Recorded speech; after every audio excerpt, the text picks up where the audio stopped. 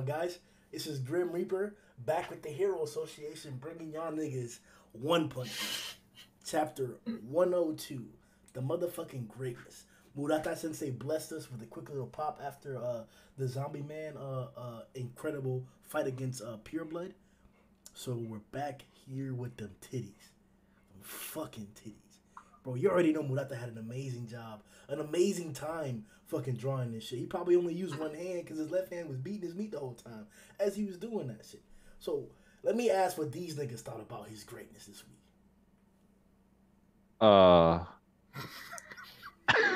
That's a way to start. But isn't Murata like? Is he right-handed or left-handed? Oh damn! From what I remember, he's right-handed. From when he used to actually stream, I'm pretty sure he's right-handed. Is this Then the first? he's not jacking off with his left. He's doing it with his right. What? That's just like that's natural. That's a natural thing. All right. I just had to throw that out there. But it feels like somebody else is doing it. When you do it with your I was other- about to say, isn't it called something stranger when you do it with your non-dominant? Damn, you got a whole name for it, Kishin? Damn. No, it's an actual name. It's I from heard it Chappelle Show. Really? I thought it was from Family Guy. He's like, have you ever sit on your hand and wait until it falls asleep and masturbate yourself? Oh, that might be it. I call it the stranger. This is the weirdest way we've ever started a podcast, but hey, I'm game. Oh, is this a podcast? I thought we were just talking. It's whatever you want it to be. Oh, shit, bro. All right, we know we got the usual heroes out here. What's going on, Zhoniin?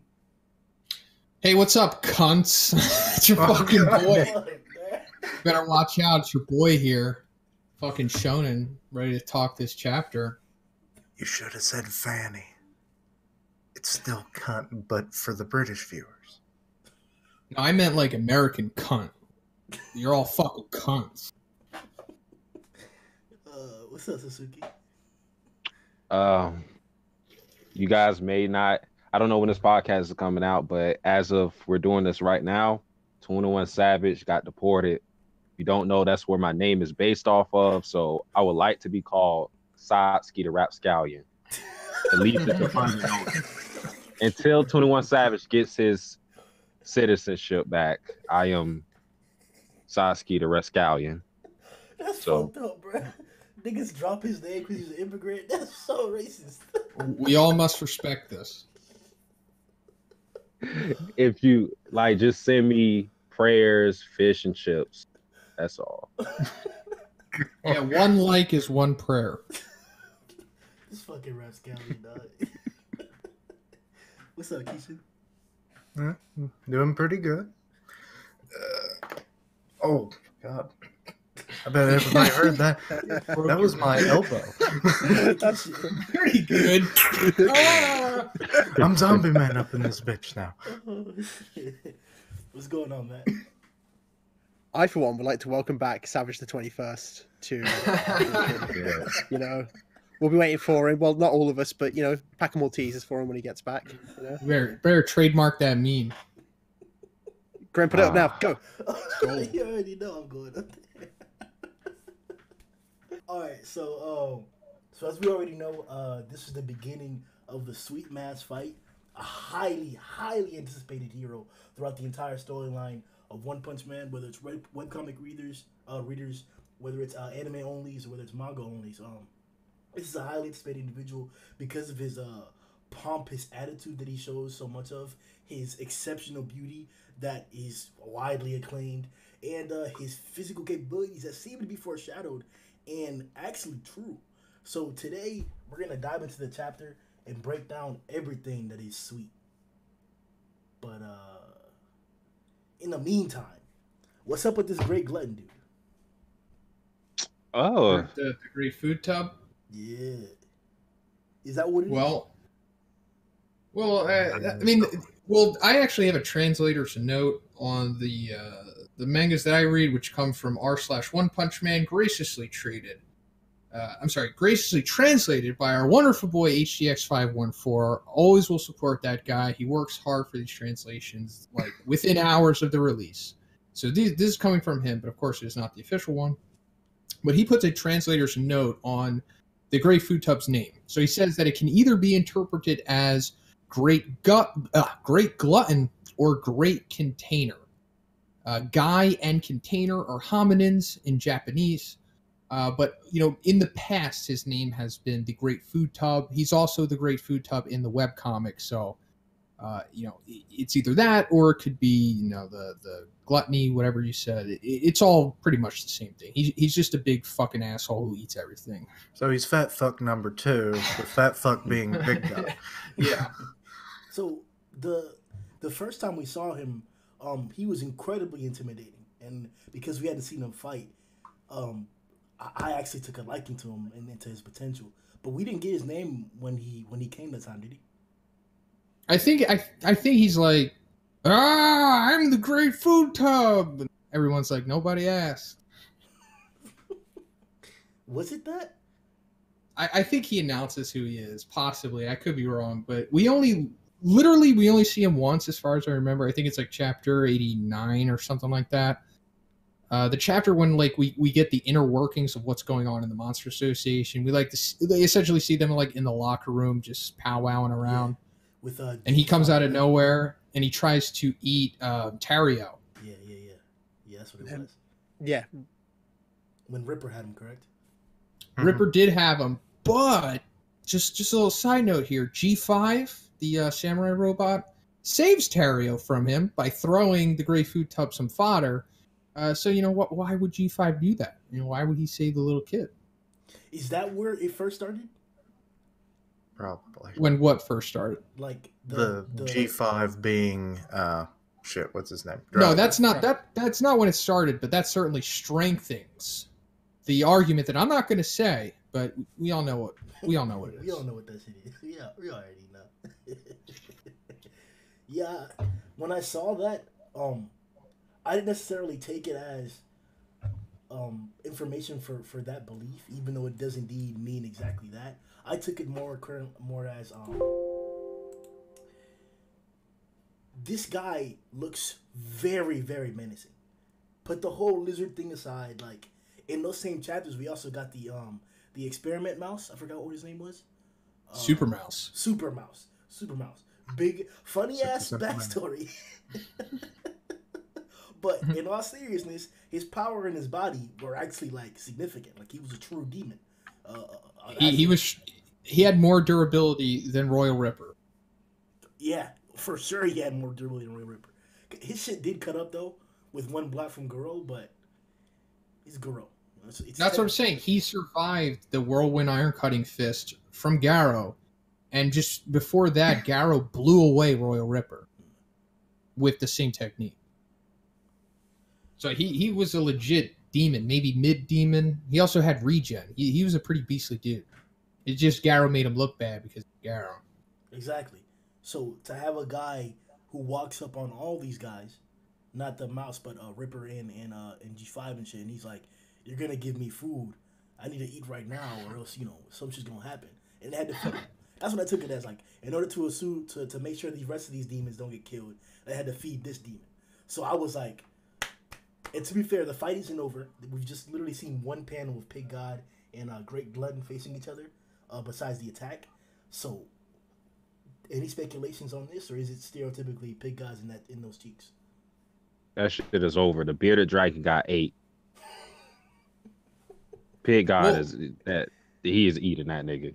It really begs the question of what's going on in the following panel, because like immediately after that, we see E-Iron and the rest of them. They're like, sounds like somebody's fighting nearby. Yeah. So is that Food Tub and Pig God fighting, or is it somebody else?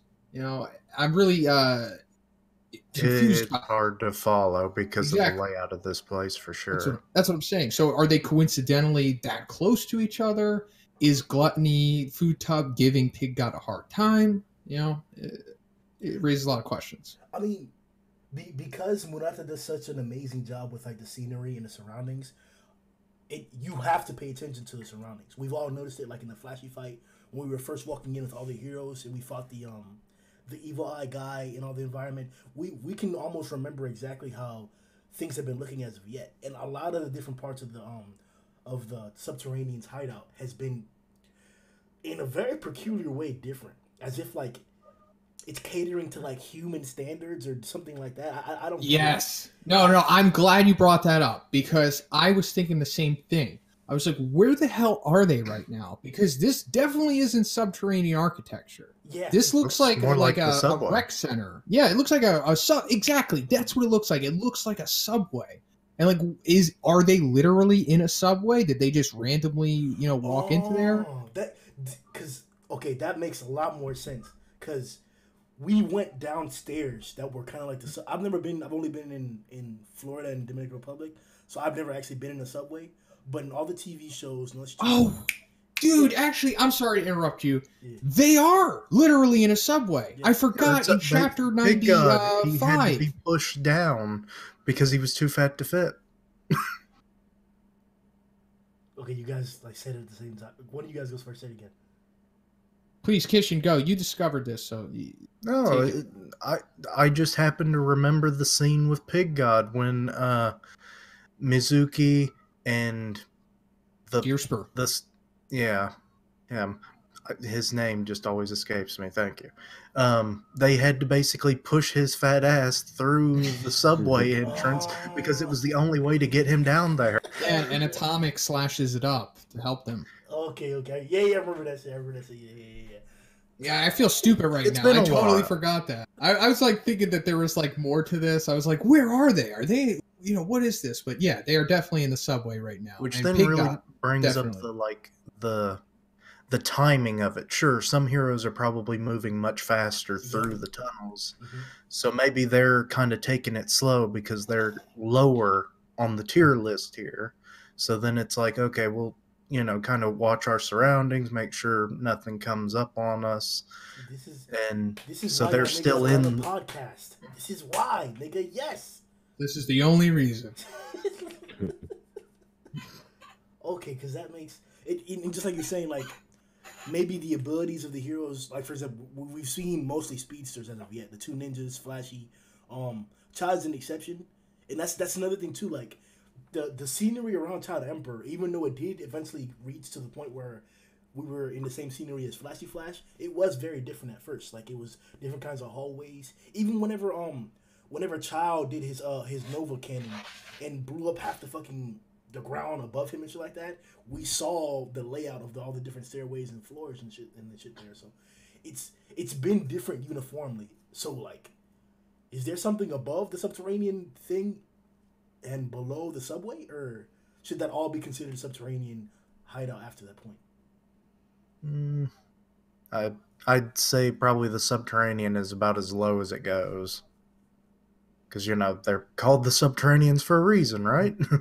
And then, the Monster Association probably dug underneath where the subway would be. So, Yeah, I hate to use this analogy, but I think this kind of has like a Minecraft layout to it. The mine shafts in Minecraft.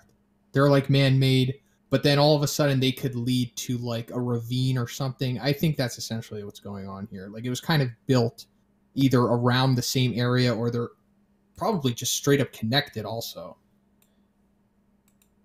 Because everything has a more refined view kind of going up. So I assume, still in the subway maybe. And then, where Flashy was, the only thing that was really there was that bridge. I think he might have been at the bottom. Because, that's pretty damn low. Yeah. If the Subterraneans were close enough to have just been dumped there, I would assume that, it was in their territory. And maybe also, this kind of answers the question that we were just, or at least I was talking about, are they close to each other? And yeah, that's pretty much, yeah, they are. Because they're both in the subway.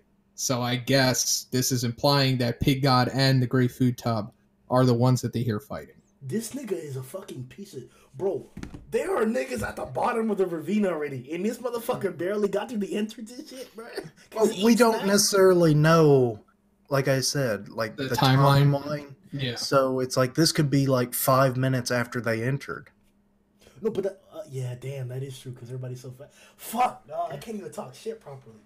And I was going to say, because a Mind Mask is definitely one of the faster heroes, so it's not like he's slow. I mean, if he really wanted to move fast, he could. Yeah, he'd skip the fodder. But we would have gotten an indication of a time elapse. Because, like I said earlier, we saw before Child Emperor's fight started, and before he actually took on one or two of the fodder monsters, we saw like 2 or 3 scenes of him just walking through the facility. Now that is true also. Yeah. So and we got his whole entire fight too, and it caused a lot of like commotion and shit. So. Or it's possible that this is like all happening congruently, maybe. I don't know. I mean, just because they're not really talking about stuff. Like, they're not like, holy shit, did you hear that crazy ass explosion where it sounded like a Kamehameha was going off down here? Like, we didn't hear that. And they also didn't talk about their signal things. Nobody mentioned anything like that. And they were definitely Child Emperor set his signal off. Mm-hmm. This may connect, and I'm sorry to bring this up because it wasn't that strong last time, but whenever Child Emperor was falling after the punch and he took out Phoenix Man, I mentioned that he was looking for Flashy Flash. He said Flashy Flash's name, and he was looking on the transponder, and it seemed as if from the dialogue that the Flashy fight had literally just happened as he was coming through to do all that stuff. So this just gave me a spark to think about that. I can just reread and like try and reconnect it again to see if it actually makes sense. But maybe we should pay attention to like if there is some time elapse going on here. Because that's Have we gotten any other hints that would indicate time elapse? Like besides, last chapter, 30 minutes passed. I was about to say, not in this chapter. Not that I can see. But it also kind of makes sense because, like, are they just, like, waiting? You know, are they just chilling? Like, while everyone else is doing their stuff? Or is this all kind of happening simultaneously? Funny thing is, when you look at the area around Pig God, it looks more like a maintenance tunnel. He might have actually made it further than they did. He kind of looks like he's in the same place that he was in chapter 95. Yeah. Or 97. I think that's the last time we see him. And then the panel where you see Food Tub, like the weird architecture on the ceiling, I think it's transferring into more of monster territory. I see vents. Yeah, vents, yeah. But it's a weird kind of vent. Like, you don't see that kind of shit. Yeah. I mean, the thing that I would say that maybe Pig God is farther down than we believe are the caution marks on the sides of the walls, I see him. But that could be because the place was, like, locked down. Remember, we had to break through a gate to get into here, and this is also in the abandoned zone of Z City. But I don't know, because maybe the scenery where Eon was fighting, that shit didn't seem like it was quarantined off or anything like that. It seemed like it would be part of the regular subway. It was just white walls and shit with like a door, but... Yeah, so I guess they are close to each other. Go ahead, Matt, please. No, I was just going to say, I mean, if it's anything, I think it's like in subways, they do have like the underground, so they have the public area and then the private area locked off. So I think it's more likely that rather than just being a shut off area, because anything like that, they wouldn't really put the tape along the walls. It's normally just covering the doors so no one can really go in there. So whenever I hear about... Oh, I'm sorry, go ahead. No. I was just going to say nonsense. Go ahead, bro. I was going to say, whenever I hear about English subways, I just hear, mind the gap, mind the gap. I mean, yeah, there's a gap. You got to mind it. Like, yeah, we don't have that in America. Third rail, you're fried chicken, man. In America, it's kind of just like, good luck. Yeah, they don't even tell us. The next part we're going to hop into is the Disciples of Atomic Samurai. I don't want to get their ranks wrong, but I believe Yain is rank 1. I believe 2. 2? Yeah, my bad, because Sweet Mass is rank 1. Yeah. I know it's hard to remember that he's actually an A-class hero. Because I do it all the time. He seems more like an A, but like even these. We'll get into that in a second. We got to introduce him first. Then we have Bush Drill, who I believe is 5th, correct? No, I think they're all 2nd, 3rd, and 4th. Yeah, I believe so because I looked them up. Bushi Drill's 4th, Kamatashi's 3rd, and E-Iron's 2nd. Really? Yeah. It was in Stacker? I bet Kishin's looking it up right now. We'll figure it out. Yeah, I'm looking it up. Yep. On chapter 95, that's the last time we saw Pig God, and he seems to be like still at the entrance of the subway. Like he's not in the caution tape area, but he's like like the where he is. It looks like where the actual train cars are. Oh, okay. So no, because there's like those pillars and whatnot. Also, another fun fact: Tatsumaki is actually in like where the trains run. She's in that like the shaft place. Like the last time we saw Tatsumaki, yeah, she's like flying down. She's gonna have the trains to throw around. The one where we got to see her like her butt cheeks and shit when she was flying. Oh God! Yeah. Of course you remember that. Hey, tighten up. Hey, I'll never forget that. All right, so we got our 3 heroes. Let's start off with our initial opinions about all of them. Overall, like collectively, I think they're about S rank as a group. That's the best way I could put it. But I really don't have much of an opinion on them. I like Bushi Drill the best. I mean, it's really hard to even get an opinion on them because we've seen so little of them. Yeah. I mean, Bushi Drill, we literally only see his weapon drawn in like these past couple chapters. Yep. The same for Okama. No, I think Okama did something earlier, actually, as well. The same thing with Bush Drill. I think they had a similar. They showed their stuff at the same time period. Matt? Yeah, like it's like you guys said, there's nothing really to add. I mean, if anything, they work pretty good as a team. It's only like brief, but they're already coming up with a plan. Like, okay, we need to try and take down these guys without actually killing them. So they're talking about like breaking the joints of the suits so they can't move. But yeah, Bushi Drill looks the best, and that's it. Satsuki? Bushi Drill looks like too good almost, if that makes sense. He looks like realistic. Yeah, that's why I fucked with him. I fucked with him over all the disciples at first. I thought he was number 2, but then we had already gotten revealed that Eon was number 2. But Bush Drill looks. I just don't like his fucking. Let me stop. Go ahead, Satsuki. Yeah, pretty much same thing. It's kind of hard to gauge how strong they really are. Besides, of course, their rank. It's kind of interesting that they didn't really get to fight anybody. They just had like a clash, and now they're going to be like, they're being put off. So I'm wondering what we're going to do with them later, if we're going to do anything with them at all. But yeah, Bushi Drill looks raw, as always. That's about it. What's up, Zhoniin? So I think that's pretty accurate, Kishin, for the most part. Them as a collective is an S-class threat, if we're even classifying that as a threat. So I guess, around High Demon, maybe. But regardless, like, it does make sense because back in the Super Fight tournament, we see that a collective can be classified as a higher Zastra level. Like those 3 crows that were the former disciples of Goketsu. Oh, yeah. Individually, they're like tigers, but together they were classified as a demon level threat.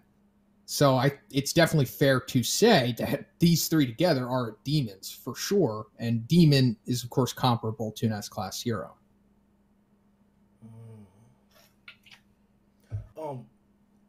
For me, like we said, their designs, they all look pretty badass. Okama stuff aside, Okama Tachi does look like very, very capable. as we already mentioned, Buster looks like a fucking badass. He reminds me of the samurais from Vagabond, the best manga ever written. And he seems like he's directly from that. So I'm anxious to see what he could do. But this is One Punch Man, bro. This nigga might be super doo-doo trash buns, but he's also the disciple of Atomic, so that's not gonna be the case, my nigga. And then Yan Yan showed up with Atomic in the beginning of the storyline. Whenever Boros decided to invade, and he survived the initial assault of the ship, but he didn't stand a chance against Melzagard, a dragon level threat. But him just like being able to like sidestep it, even though he lost an arm, sidestep that quick ass attack, and then his presentation up against Rhino Wrestler, I believe is his name. Mm-hmm. Yeah. It gives me like a lot of hope for him. Now, here's where people will disagree with me. He couldn't cut Rhino Wrestler's horn. Rhino Wrestler was bragging at it's it's a strong ass fucking material, tough as shit. There was also another guy with a horned head that Garou fought that also was complaining about the exact same thing. Or what was Unihorn. Yeah, Unihorn. He was bragging about the exact same thing. And then Rover just snapped that bitch ass nigga. So that first gives me a comparison that Rover's teeth could be as sharp as Atomic Slash's. Or in that range. Crazy.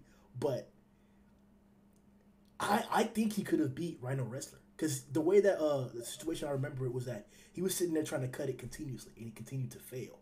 But it wasn't in the manner in which he was like trying to kill him or sidestep him or it seemed that Ian was putting in hella effort. It seemed as if he could kill Rhino Wrestler, but he was gonna cut that horn off first. So that put Ian on a pedestal for me. I'm waiting to see his affirmed strength. I think he's a solidified demon level fighter on his own. He can fight a demon and win on his own. As to the whole group aspect, I 100% agree. That's how I thought of it. The fact that they're all 8 classes in the group together, it must mean that they're gonna fight a tough opponent and maybe not come out on top. Just like we had here just now with Super S. But now that Super S has been taken care of, quote unquote, that means they're really gonna fight somebody tough. Like for real.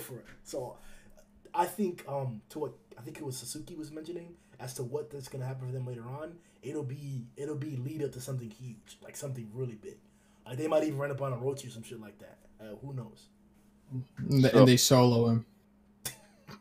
They're like, so you think they're going to use more of like stepping stones to kind of showcase how strong one of the other monsters are?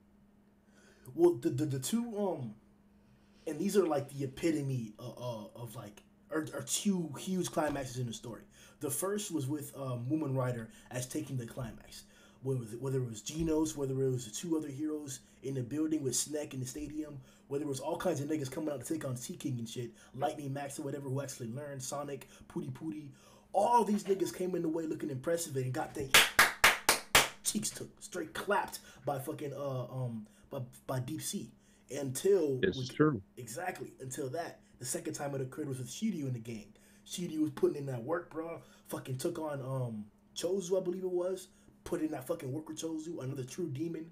Fucking got manhandled by Bakuzan. Got fucking... He tooted that ass up for Goketsu and shit.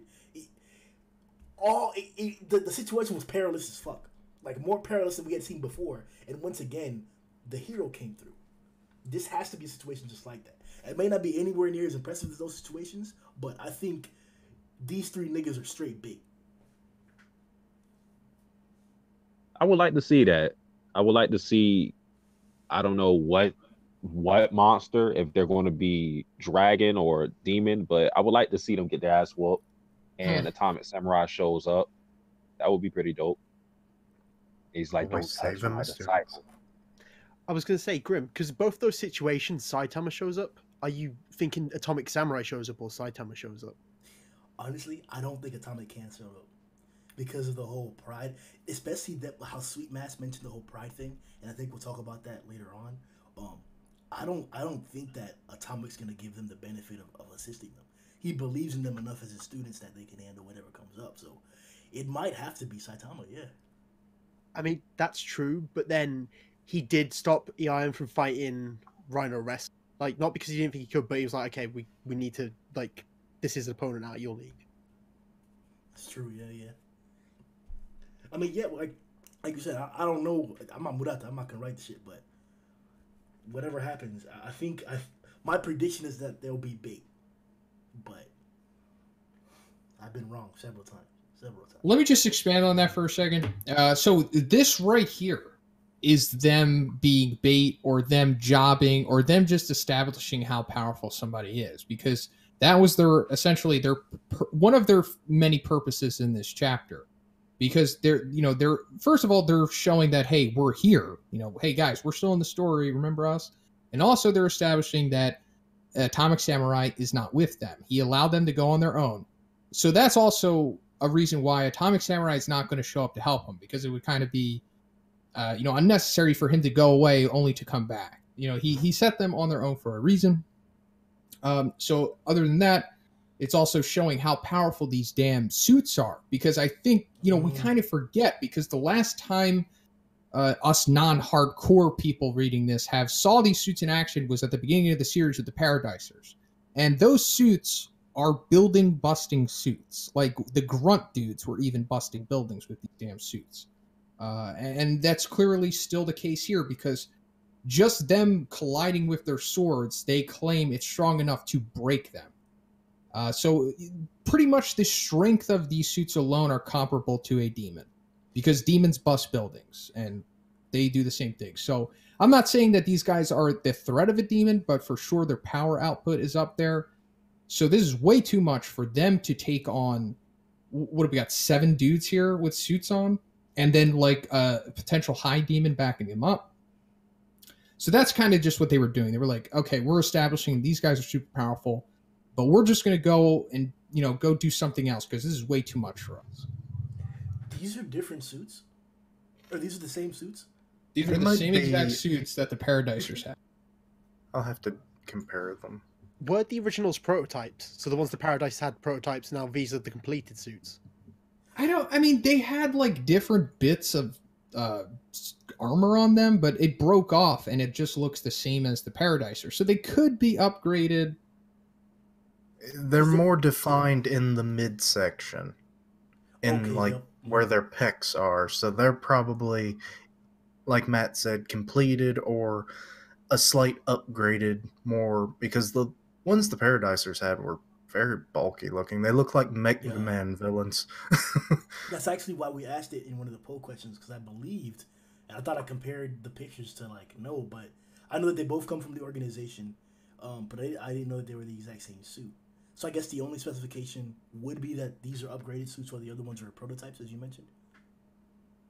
I don't know, because I assume that these are the suits they confiscated from the Paradisers. That's what I thought. That could also be a case, because I think it was Sneck who was doing continued surveillance on Hammerhead, the leader of the Paradise group, after the incident. So they definitely had a lot of interest into the organization's technology. So that could be the case. They probably is reverse engineer. Would be the proper. I think something like that, because like I said, they had more bits of stuff on them when we first see the squad wearing them, but then after Super S whips them, they just bulk up and it breaks off, and they look almost exactly the same way the Paradisers did. Since this is, I don't mean to. Since this is like a private hired group of mercenaries, right? Exceptionally skilled, correct? That is literally their name. Narinki's private squad. Could it be?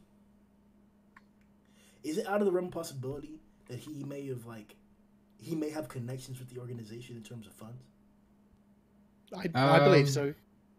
No. Oh yeah, please go expand upon that. I want to hear this. I'm curious. There's nothing I can expand upon, really. It's just, I think, just because the organization's so mysterious, how else would Narinki get a hold of these? To me, especially with the suspicions of Metal Knight being involved and the connection between Narinki and Metal Knight in the organization, it's all theory, really. But I think it makes sense if Metal Knight wanted funding for these kind of suits, if he's involved in the organization, Narinki's a person to go to for that. And let me just establish this right now. This is all possibility. Like, the organization is one of those storylines that is hardly ever touched on. It is so open-ended at this point that, like, all of your theories could totally be true. So have at it. But this is, as sparsely as Murata elaborates on them, this is like, it's really cool to see this. That we could look back on the past, see their evidence, see their footprint, and it's still working to this day. That's indeed a form of expansion and elaboration. I think that's the way to say it. Sure, why not? Yeah, sure about that. Yeah, elaboration. Elaboration, yeah. Like that's that's kind of what I want more of with the other parts, because I don't plan on seeing an entire storyline with like the ninjas, for example. Even though we should get one, we might get one. I'm not like saying that we have to get one. So to see like little hints like the other ninja girl who had her techniques recognized by Flashy Flash, to see the twins know about the history of how ninja schools go, and then be able to like connect with Sonic because of that. Just different little pieces of information like that. Even Flashy Flash himself telling us that there are several different types of ninja assassin organizations, or organizations that originate from or are filled in terms of ranks by previous ninja assassins. So those little hints are indeed going to expand, and if we do get a big ass line on it, then we're in there. The Monster Princess Super S, or Dos S, I believe is the other translation that we've been seeing. Or Big Sadist. Dos S, whatever. Yeah, big sadist. Big Sadist. She showed up initially in the Monster Invasion arc, and fought Fubuki. Let's go around and your thoughts on the Super S. Fuck Dos S. I said it.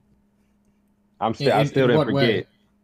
No, not in that way. Not in her way. What? Grimm, you of all people know. Let's stop pretending. Well, nigga, it's not cheating. It's not. But the North remembers. I remember what she did to Fubuki. And hold on. Let me ask y'all a question, bro.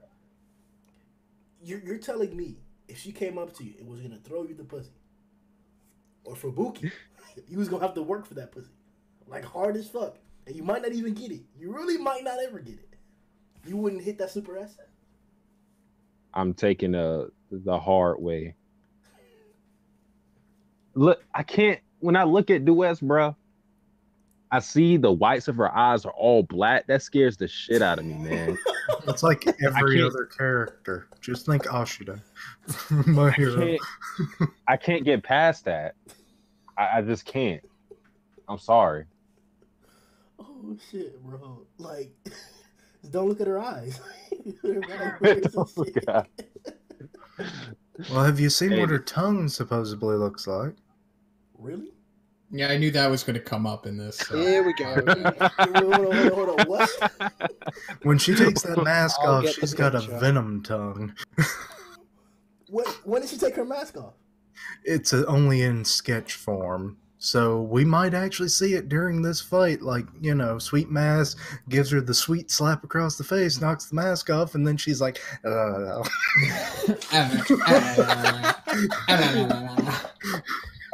yeah, Grimm would like this. Oh shit. Yeah, I fully expect this to happen. It for sure is going to happen. I'll post it in the art gallery. Yeah. Facts. If you're Well, viewing the video, you should see it right now. Let's see. There we go. Oh shit, hold up. There you go, Grimm. All you. Whoa, what the fuck? What the fuck? I told you. Venom tongue. Oh, nah. She's eating a snake, bro. She's eating my snake. Well, maybe she is part snake. Who fucking knows? Huh? Do you think she wears the mask because her tongue's so big she literally can't put it in her mouth, so it's just hanging there? Oh, Plausible. It's just to keep it in there? Then how does she talk? She's got a speech impediment. Oh, that would be hilarious. Like everything she's like Kenny. It's like, take the mask off. Oh, what's up, Matt? What are your thoughts on Super S? I don't know. Super S is fine, I guess. Oh yeah. Fine, Whoa! I mean, she's on K's of months. Hey, Satsuki, what do you think of her again? Oh shit. Oh, what's up, Kishin? To be honest, I'm not for that sex style. No. I mean, her design's good and everything. Let's go. It's like I got a friend. I prefer to not be used, especially against my will. Goddamn. Yeah. Oh yeah. See, Keisha's basically saying he's not a bottom. All right. He's not going to be in a submission position. I prefer pleasure, not pain. Thank you very much. Yes. She's got a damn spiked whip. I might die and not even get anything out of it. And then she's over there writhing in pain. It's like, yes, his pain, it sends me to places. No. Luki all the way. So she tied you up, bro, on your bed, bro. She had you all spread out, arms, legs spread out, shit like that. And she started. I can't really do anything against that. There you go. I mean, she has like hypnosis and shit. But if I had the choice, no. Nah, bro, you better just sit back and get your dick sucked. That shit. How you gonna tell him what to do? I can see Keisha struggling to get out of the bed and shit. No, how dare you? Zhoniin, what do you think of Super S? I like her. I've liked her since day one. I think she's a cool character. I like her design. She has a very good design. I'm sure it's very difficult to draw her. It appears to be. That's why we haven't seen her in a while. I wish her butt was bigger, but outside of that, solid character. I like her dynamic. She's not too powerful. She's not too weak either. I like that she has the backup of Narinki's private squad. I think that's pretty cool. But man, it's just not looking good for her right now. I'm glad you said that, bro.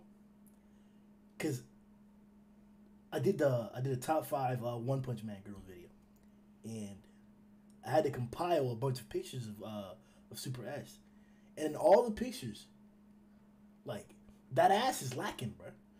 Like, yeah, unfortunately. Yeah, I saw your video, by the way. Solid. Check it out, everyone, if you haven't seen it yet. Hey, thanks, wait, man.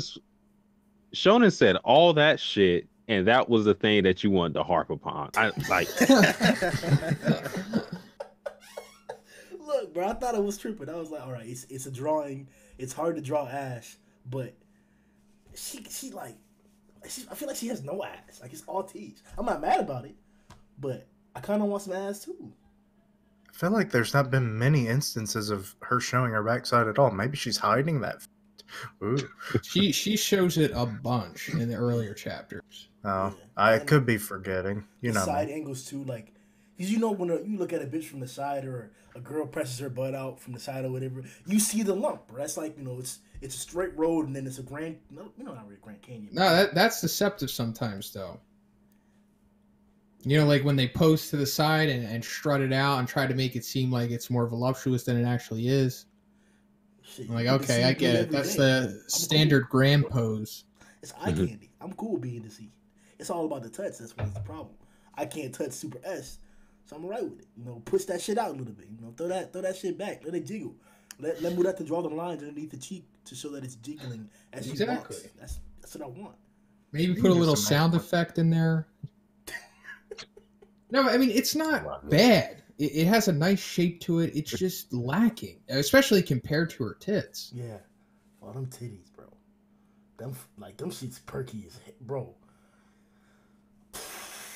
if this is what the start of the fight's like with us, I can just imagine what it's going to be. Chapter or so. Oh my goodness. Yeah, things are gonna get weird next chapter. I do like that we're getting fan service for both genders, because you got Sweet Mass for the ladies and whoever really for both sides, I guess. So you and like then that? well, I mean, it's a plus because don't necessarily unless you just like the muscle body type, which is half of the characters in the series. This nigga gives the girls plenty, bro. I know you've seen those shots of Sonic, bro. On the cover page, in the actual, bro.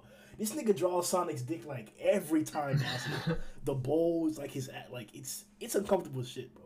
I used to think Sonic was gay. Sonic, Garrow, Flashy Flash, Yep. Hellfire, Gale. Yeah, Murata, he both stop. Yes, but has it been this even in a fight? I mean, we really only saw one panel of Sweet, so I don't. What do you mean by fan service? Well, I'm talking about the whole thing once it's complete more than anything, because we're going to see more of them. It's definitely true. So, so it's kind of a setup of equal fan service, let's say. All right. Well, you heard it here first. Kishin's putting the bet down. We're gonna get equal dick and titty shots. What? Oh shit! You gotta tread carefully with Grimm, Kishin. He said it, not me, bro. But Zhoniin also did mention that with the addition of the mercenaries, it does like make her stronger. How formidable should Super S really be? Does her strength warrant the appearance of Sweet Mask because of this addition, or is it overkill? Or will it be overkill? Ooh. That's kind of hard to say. I think it's a little overkill. I don't think it's like something that's going to be crazy like Saitama versus Deep Sea King or something like that, but I think Sweet Mask is going to handle her to kind of show how strong Sweet Mask really is, because we know that he has the potential to be an S-class hero. He just chooses not to. So taking out Does, who, you know, handled Fubuki, would be a great way to power scale him. So that's my opinion. What's up, Matt? Yeah, I mean, it depends how much we see of this fight, but I think one of the best things they could do to set the example of is they made it pretty clear this chapter that the battlesuits are tougher than steel. So if we see like what kind of damage he does to the battlesuit, that gives us a good idea of like where his strength kind of lies. But it's going to be one-sided. Zhoniin? I agree with what everyone said. I can't really expand upon it. I know too much. Oh, okay. Then the chapter's not been that big, so it's hard to not repeat, right? Well, I kind of agree with that too. Then, pretty much, it shouldn't be too much overkill, as Satsuki said. But there's let me. I'm sorry. Go ahead. No, go ahead. Let me also mention that a lot of this chapter isn't in the webcomic. Like, Atomic Samurai's disciples, they don't run into Super S.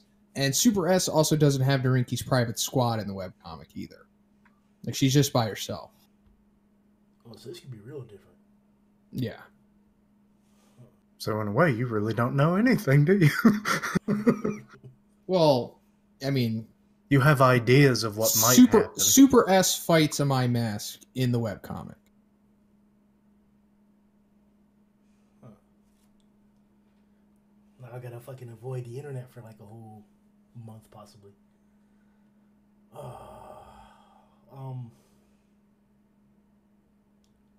So, about this, the suits being stronger than steel.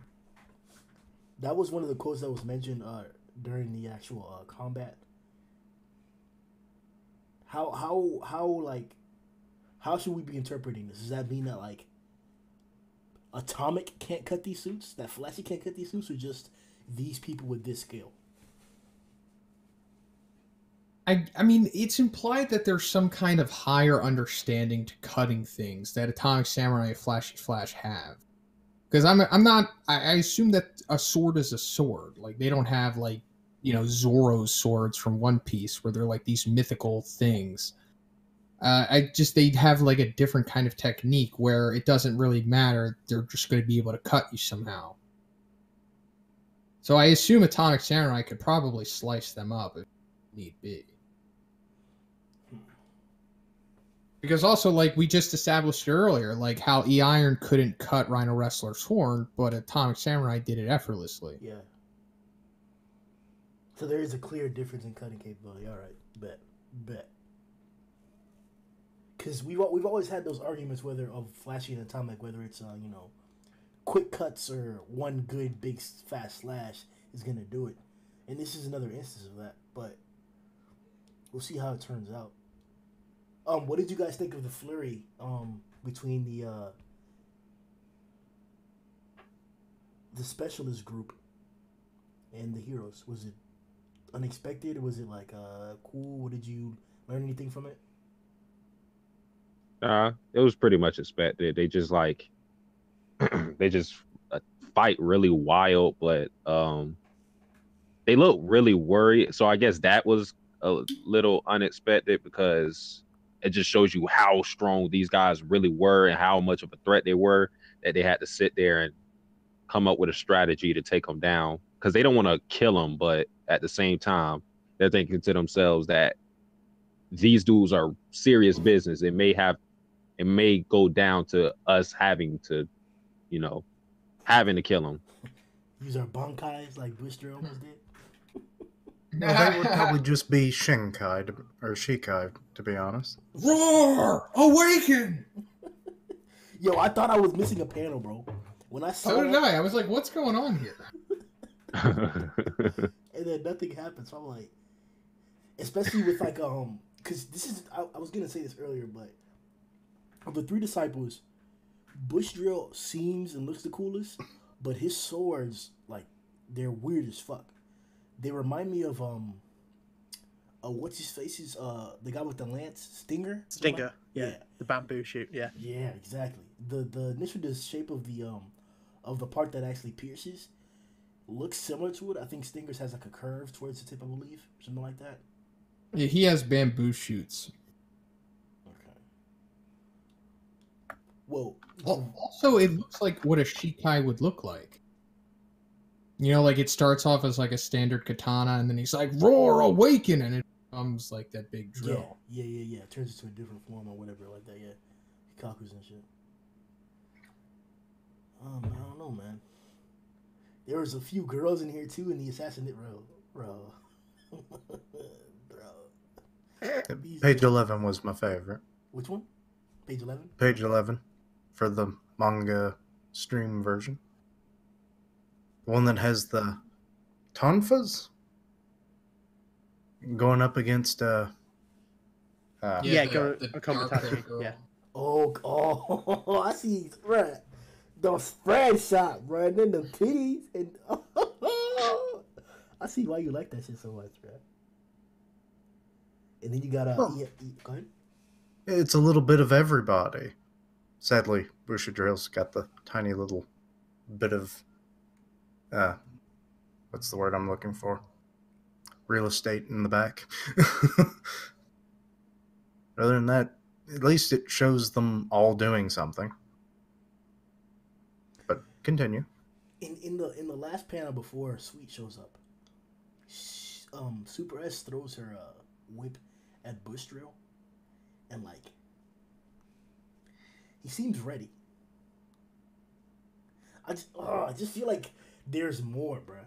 Like we were saying earlier, they're gonna be bait, but like for them to be bait, they have to have something that's formidable. And first, they mentioned that all right, we know these people, so we're gonna try and subdue them.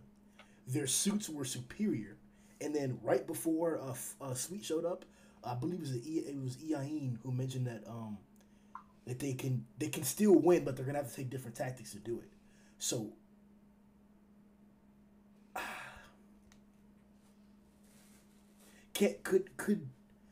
Could the Samurai Trio have beaten Super S? Ooh, they could have beat her subordinates. I have no doubt about that. But I don't know about her herself. I'm not sure. Yeah, they weren't doing the best against the squad, that's for sure. But I think, yeah, they were at a disadvantage. But I feel like if they had killing intent, they could have taken them down. I think it would have been tough, but that's why I said I don't think they would have took down Dues or Does, whatever. It all really comes down to if they are individually capable of resisting her mind control. Because if even one of them succumbs to it, then they're at like an instant disadvantage. Has somebody resisted that? Yeah, Fubuki. Yeah, that's right. Yeah. She kept getting slapped up. I actually heard. Yeah. I remember that. Her titties were popping out a little bit. That dress was fucked up. Hey. Saw some thongage. That's the only reason you remember anything, isn't it? Bro, the brain works through association. So if you hear a sound while you're eating snacks, you're gonna associate that snack with those sounds, or those sounds with those snacks. That's how it works, bro. If I see titties and there's niggas fighting, I'm gonna think of titties. Inside the mind of Grimm, folks. Titties everywhere. That's the new Shane Dawson series. Inside the Mind of Grimm. Oh shit. Alright, so finally down to the nitty gritty. The great, the beautiful, no homo, Sweet Mask. Or aka a My Mask. When I entered the One Punch Man community, like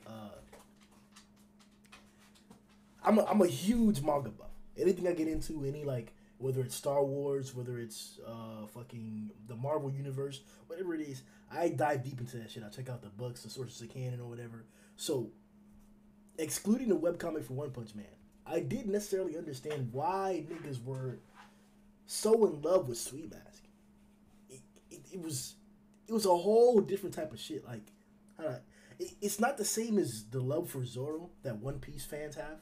Yeah, entire Zoro fanboys, coalitions, groups, unions, entire fucking United Nations of Zoro fanboys out there, bro. It's huge.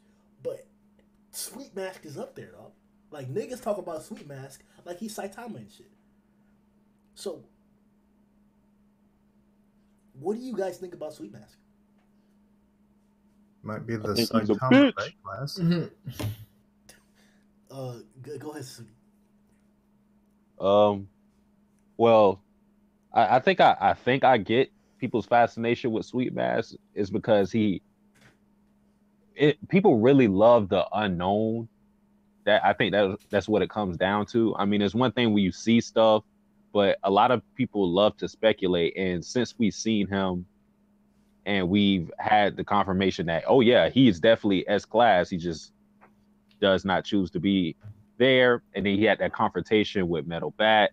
And then more recently, he had the confrontation with Flashy Flash. I think people have just been hyped and more hyped for him, and they just want to see something from him. And I think that's why he has such a rabid fan base. Me, myself, I think he's cool. I like the fact that he does talk shit. He doesn't really care what anybody else thinks, and that he's gatekeeping for the A class. I think that's pretty cool. You know, making sure the weak people don't get in positions that they don't need to be in. So he's cool, but he's still a bitch. Before we continue with our opinions, I never really understood the gatekeeping thing at that point. Like, what does he rookie crush you in order so you don't move forward, or like, do you have to have a feat bigger than what he's doing to move past that, or like, how does that work? He's a variant of Stain from My Hero, where he goes after the fake heroes that just want the fame, but can't actually be a real hero. So he just blocks you. You just have to prove yourself. You need to prove yourself worthy, and then he will allow you. Like we saw when Genos was up for candidation to be in the S class. Of course, it went through a My Mask first, and he was like, all right. You know what, Genos? You've proven yourself worthy. You may go to the S class. It went through a My Mask first? Yeah, he personally talks to Genos. I thought I just realized they look alike. I thought, like, after the test that they just assigned, the blonde guy with glasses from the association, I thought he was the one leading, besides the executives' check of the, like, when they stamped the paper or whatever, it was the executives, but the blonde guy with glasses was the first one to talk about it. I didn't think that Amaya had gotten the paperwork until after it was done. Yeah, after the fact, he's like, yeah, of course they ran it by me first, and I was like, yeah, Genos, you're cool. You know, you're good. Go ahead.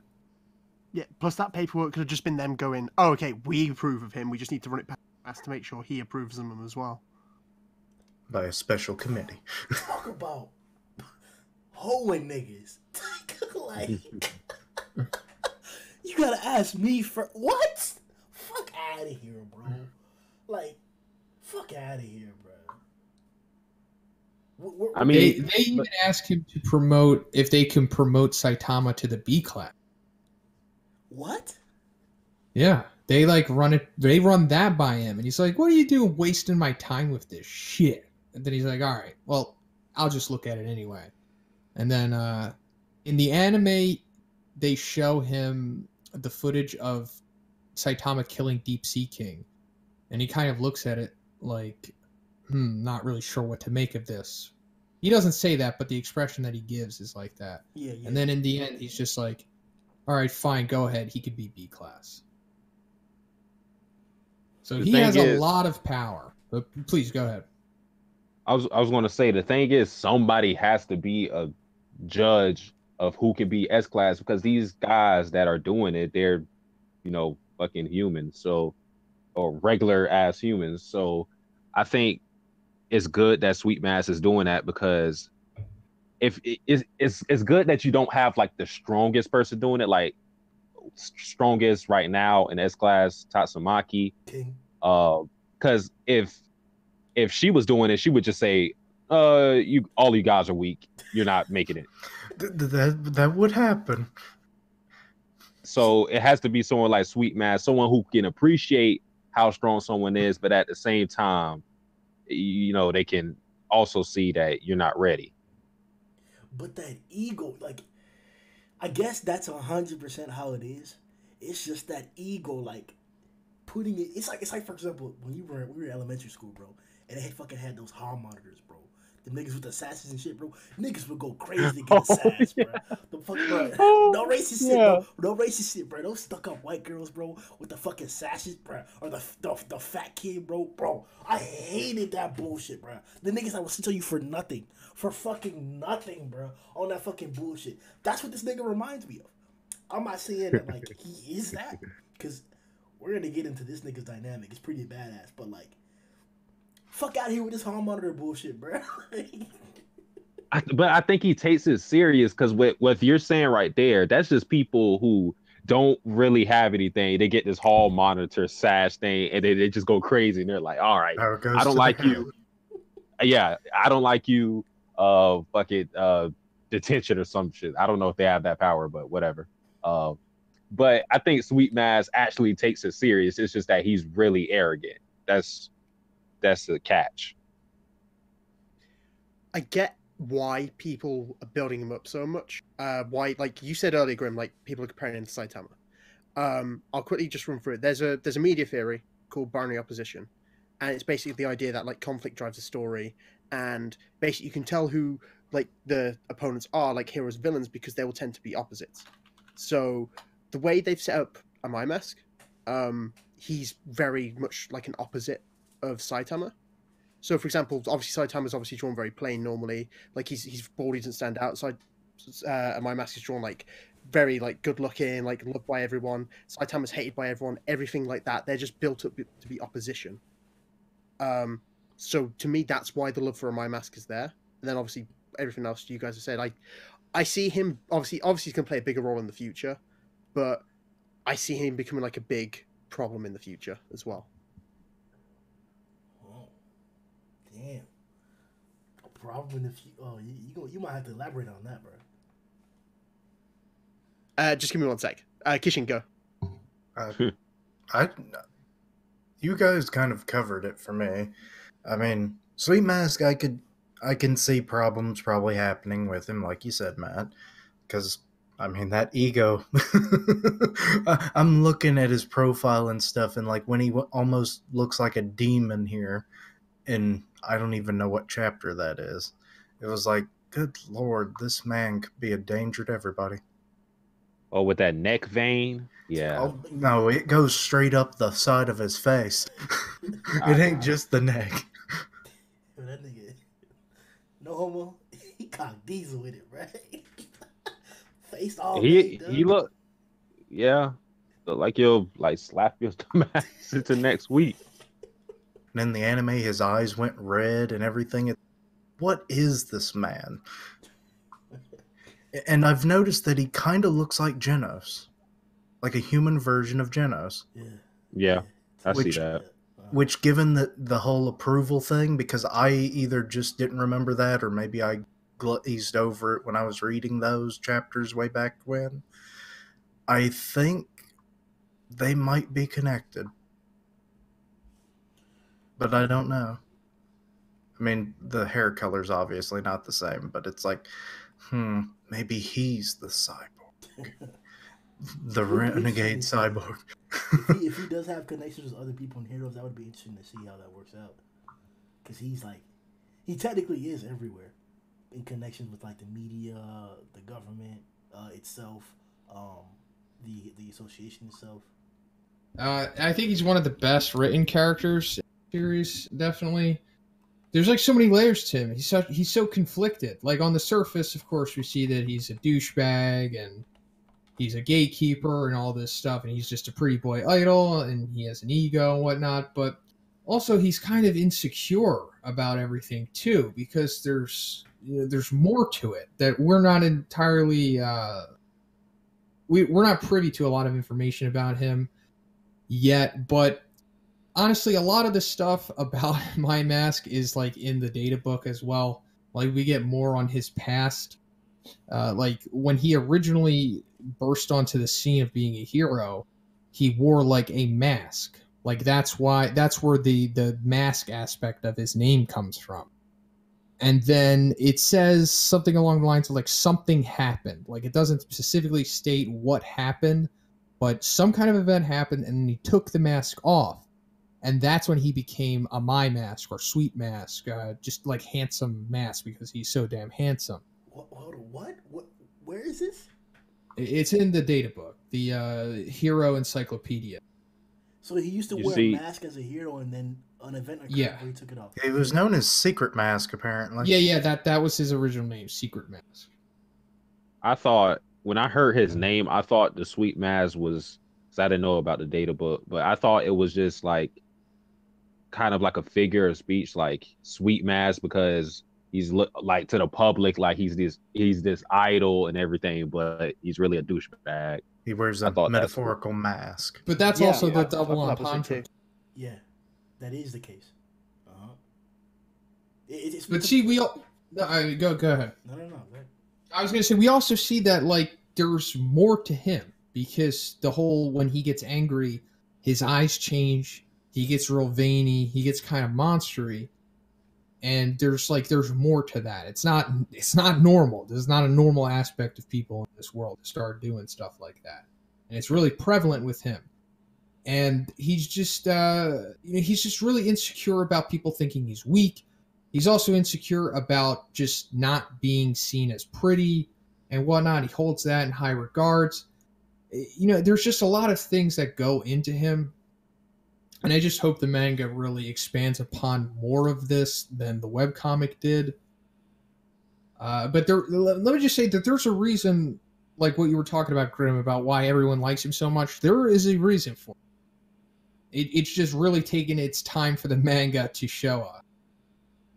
Okay, because that's how do I put this? That's interesting. We got to address those 2 points before we move on forward. The first one is Matt mentioned that he could be a problem later on. And the second one is your usage of the word insecure.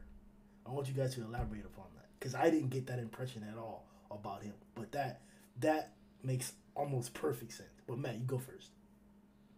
No, the only reason I said I thought it'd be like a problem in the future is just because of how they're building up. Obviously, he's the most beloved hero.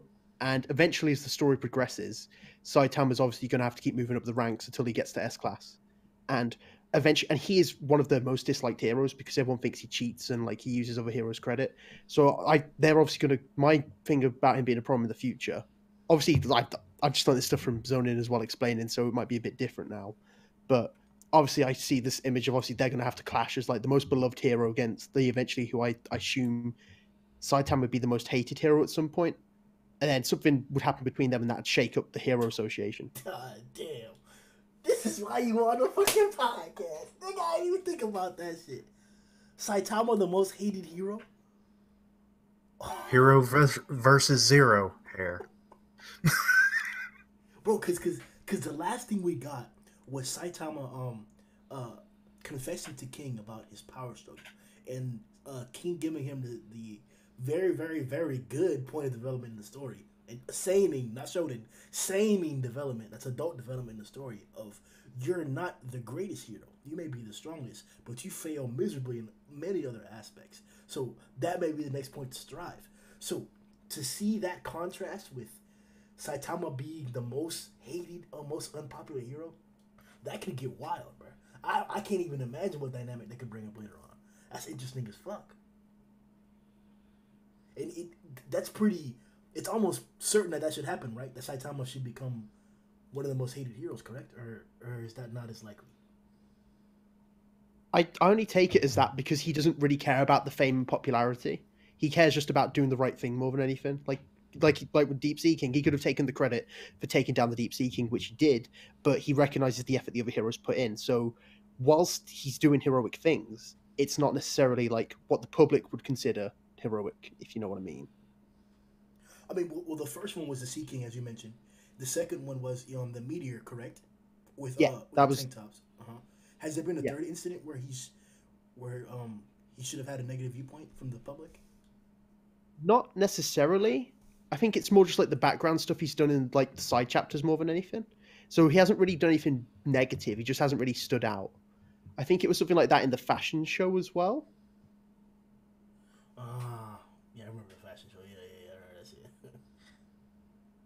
Damn.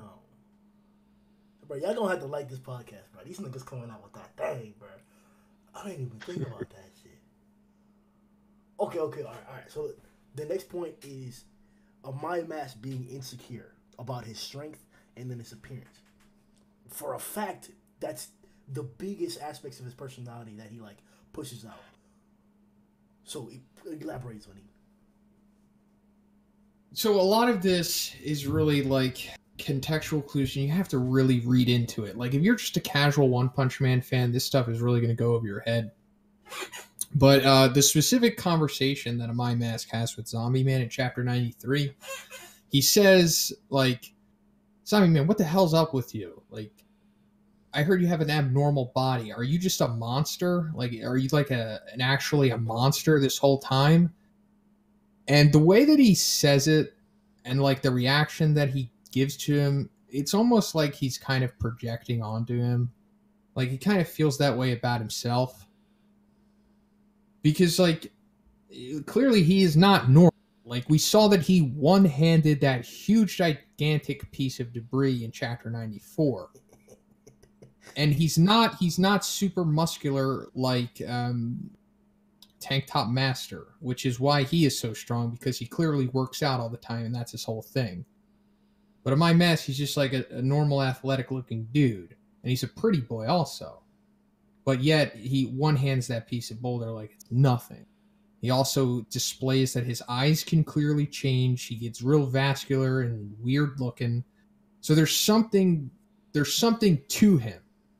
And he's obviously aware of it, and this obviously isn't beautiful. Like I said, we've only seen so much in the manga so far, so I can only go off of what we have seen. But I think what we've seen enough to establish that he's like conflicted, because yeah, he is a douchebag, but we also have seen that he is somewhat reasonable. Like when I talked about earlier, when he straight up let Genos into the S class.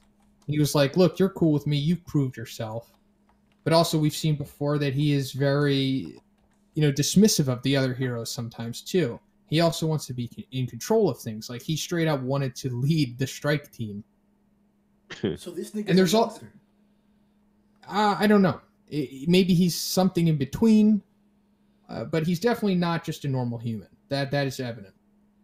But also, there's the whole coin flip of this chapter and what's going to happen in the next one.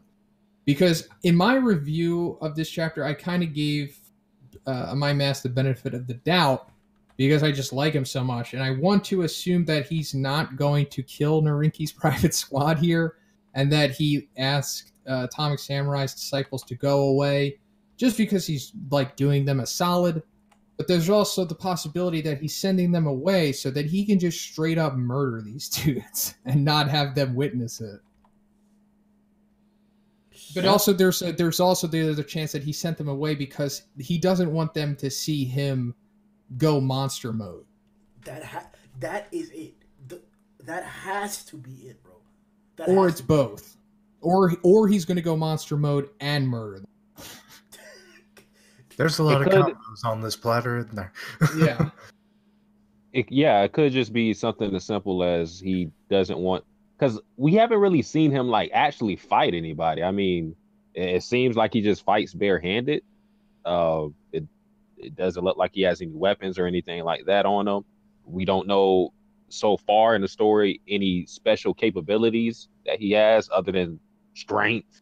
But yeah, it could just be that he fights really ugly, and that kind of reminds me of something. It reminds me of something in Claymore where this person like it had this weird method of fighting, so they didn't want anybody to see it. So I'm wondering if that's the case with Sweet Mask, and that's the reason why he told Atomic Samurai's disciples to get out of there. Let me just jump on that just for a second. So you are correct about what you said, Satsuki. But we only see 2 instances of him in combat. One is actually in a chapter and one is in a bonus chapter. So the one that we see in a chapter, he takes on this like unfrozen caveman monster, Supan. Yeah, and we never get a disaster level on him, but I assume he's like demon, because why else would they call my mask for a tiger? So, and he just destroys this guy, and when he destroys him, he's very skillful in it. He does like a Muay Thai kick to him, and he just like very technique based. Like he smashes his head he splatters his head with a great punch. So he's like a martial artist, not in the sense of Garo. He's more streamlined than like traditional martial arts. He's more of like almost like an MMA style, I'll say. And then in the bonus chapter, he takes on like 3 what I'm going to assume tiger fodder dudes when he's like at a concert and they like interrupt the concert, and he literally fights them on stage while he's performing. And he doesn't really do like much technique to them. He's like literally fighting them as he's like singing and stuff. He's just playing with these guys. But we see that he is like incredibly fast. Like the one of the frames that he is moving, it's like very similar to the frame that we see when a My Mask darts to go slice up 100 Eyes Octopus. You know how there's like, it's like that phantom looking movement where like he's in one place and then you just see that path of like quickness, and then he's suddenly, he has that when he is portrayed moving against these fodder guys. And he straight up Saitama's like one of them. Like he just puts like an uppercut and they explode. Yep, I seen the remember that one, yeah. So that's all we've seen of him so far. So how do we see this fight going with Does? Is he just going to like slap her around, or if he slaps that whip out of her hand, she might not last long.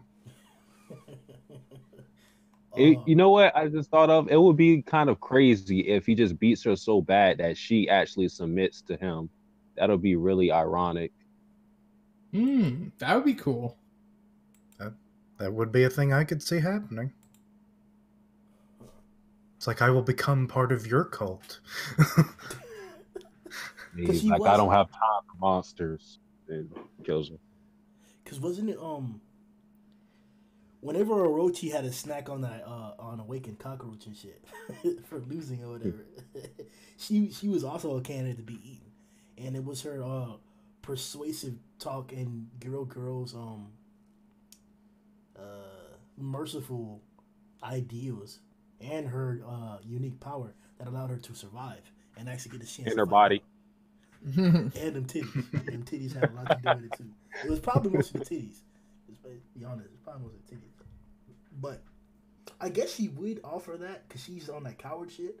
But like, you may be right about him not tolerating anything like that. He looks like a goddamn cold-blooded, dirty serial killer who'd cook your ass after he fucking killed you. Especially the last frame that we see of him. Yep. That's what I'm looking at right now. That shit looks fucking wild, bro.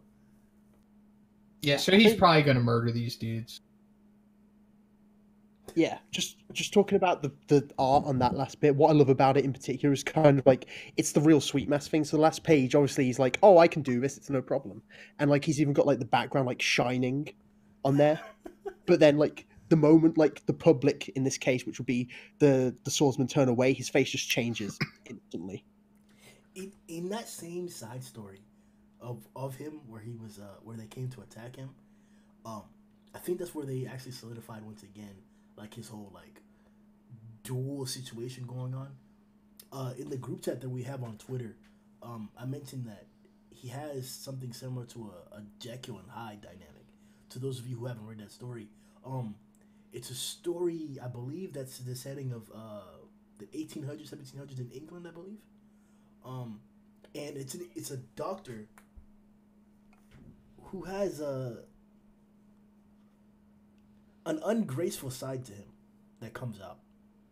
And he rapes women and gets very, very aggressive and murderous whenever this second side comes out. So whenever I saw Sweet Mass out on the stage doing his thing, being all graceful, even though he took care of those monsters, and then he went to the separate room, sat down on the ground and started smoking a cigarette, there was a clear contrast there. A clear contrast there. So, aside from all the information that we've mentioned in this podcast, the possibility of him actually being a true monster, his insecurities, the potential eventuality of him becoming an impedance to the main character or an issue in general. Sweet Mask does he have the most shit lined up for him in terms of development, or nah, not really? One of them, probably not the most, but he's up there for sure. I was looking over the wiki, as I typically do, and one of the lines that's in here is like that he views heroes as the ones that can't protect the citizens, as heroes do, have to get stronger in order to, defend, or otherwise kind of what's the point of you being a hero. He might view our sadist monster here in a similar fashion, because she has to use other monsters to become more powerful. It's not her own strength, and he may view that in a... You cut out there in a what? He may view it in a what? He may view how she fights by using others to kind of do her bidding as her not using her own strength. Oh. Like look down on her because of it? Just like be like, oh, you aren't even a real monster, are you? It's like, I do it to heroes and I can do it to monsters too. So it's like, you get an F and I'm about to beat you for it. So, I don't know. But it's a thought I've been mulling over. Quick question. What do you think is up with Super S? Is she a being that was born that way, or like did she put that on, have sex too much, and then her whip turned sexual, gain powers? Like, is she eat a monster cell? What's up with Super S? What do you guys think? She dominated too many men, and in turn, this is what happened. That sexual energy infused with her in the worst way possible. Yeah, I doubt she was born this way. Although it's a possibility, I just hope we get like a backstory on her. I think that'd be interesting. Well, I'm gonna put out my theory first.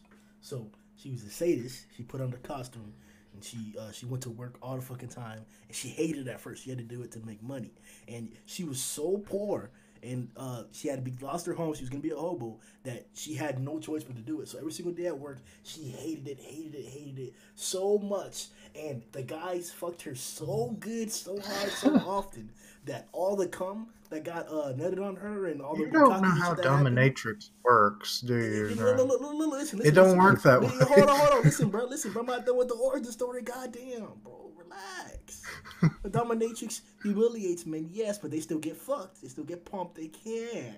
So, like I said, all those men that she was beating or whatever, at the end of the session, they would bust all over her. So bukkake sessions where she's torturing and slapping and assaulting, humiliating groups of 10 to 15 men. When they came up and you finished and shit like that, a lot of them finished on the whip.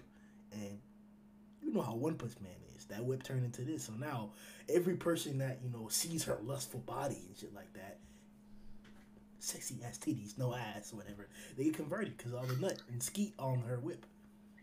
So, Grimm, have you been reading the webcomic or something? What? It sounds like you're ready to make like a One Punch Man fan fiction, bro. No, Grimm did read the webcomic. This is literally her origin. Stop it. Everything you said verbatim is written in the webcomic. You cheater. The cum, whip, all that stuff. They It just go absorbed into the whip. full Togashi on that. It's like just 2 pages of text. Exactly. That's how it's written. Look, bro, y'all not finna blow up my ego. Fuck y'all niggas. No illustration. It's just text on a white page. And that whole story. So for the next portion, we'll be entering the S-rank poll questions for this week. So for this week, for chapter 102, we asked, number 1, who was cuter, Sweet Mask or Flashy Flash? What do you guys think? Why? Why is this a question you would? I literally answered this question, so I'm not even going to say anything. Same. Like my shit is in here, so I'll just wait. All right, so we're gonna read it as we go then. So Matt says that Sweet Mask is cuter, so we know that nigga's gay. Zarso says that Sweet Mask is also cuter. That nigga gay times 2. And hold on, where did you? Oh, you changed your picture. That's why. Yeah, that's what it is. Okay. And Satsuki says, "This is gay What? shit, bro. Flashy Flash, my nigga be looking bad." So he didn't just answer; he added additional adjectives. Well, you asked me a question, so I felt like I had to answer it thoroughly. It's the truth. So, Grimm, What's up? flash your Sweet Mask. So question number 2 that we asked. Whoa! No, avoiding the question. Look, this ain't about me, guys. All right. Yeah, you're just the one that comes up with these things and makes us have to answer them. Why don't you answer? All right. I'm gonna go with Flashy. Why?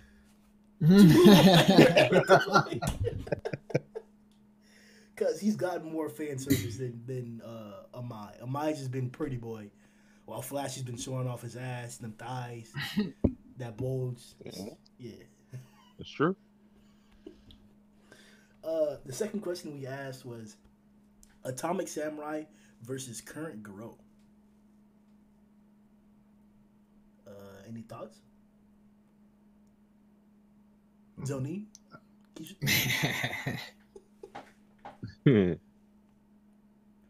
To give a little backstory, I asked this question because of the comparison.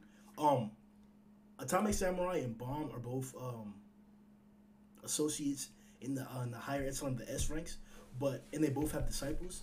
Tarenko isn't really comparable to Iain or any of the guys, but Goro is also not comparable to Iain and those guys. So with the elevated potential of Goro and what he's just been through, individuals that we shouldn't expect Atomic Samurai to beat himself. Is it plausible that current Goro is stronger than Atomic, or is it just a matchup situation? Have you guys ever noticed that it's always somebody versus Atomic Samurai? Yeah, I've noticed that it's a or just majority. a swordsman. Yeah, or just a swordsman in general. Like, yeah. Sword versus fist, who will win? It's like, Bruh, Gino's fought a swordsman. He's alright. Yeah. Alright, I guess the guys want to answer. But Satsuki, my shit is already there, so yeah. yeah, Satsuki says Atomic. So we riding with that side. Matt says Atomic, but it wouldn't be an easy fight for him. Pretty difficult. Alright, bet. And Zarso says probably Flashy Flash. Alright. The third... Go ahead. No, sorry. Okay. The third question we asked is who looks better? Great Glutton or Pureblood? Satsuki said Pureblood. Matt said Pureblood. And Zarso also said Pureblood. Alright, bet. What about you, Kishin? I'd say it's pure blood, unless we're not counting what he looks like at the moment. The last time we saw him.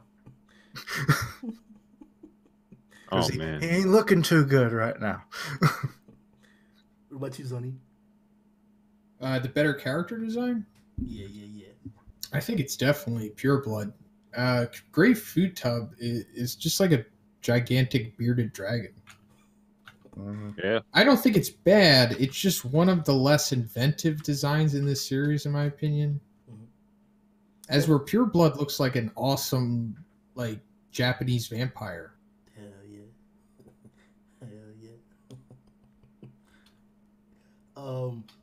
The next question we asked was also who looks better.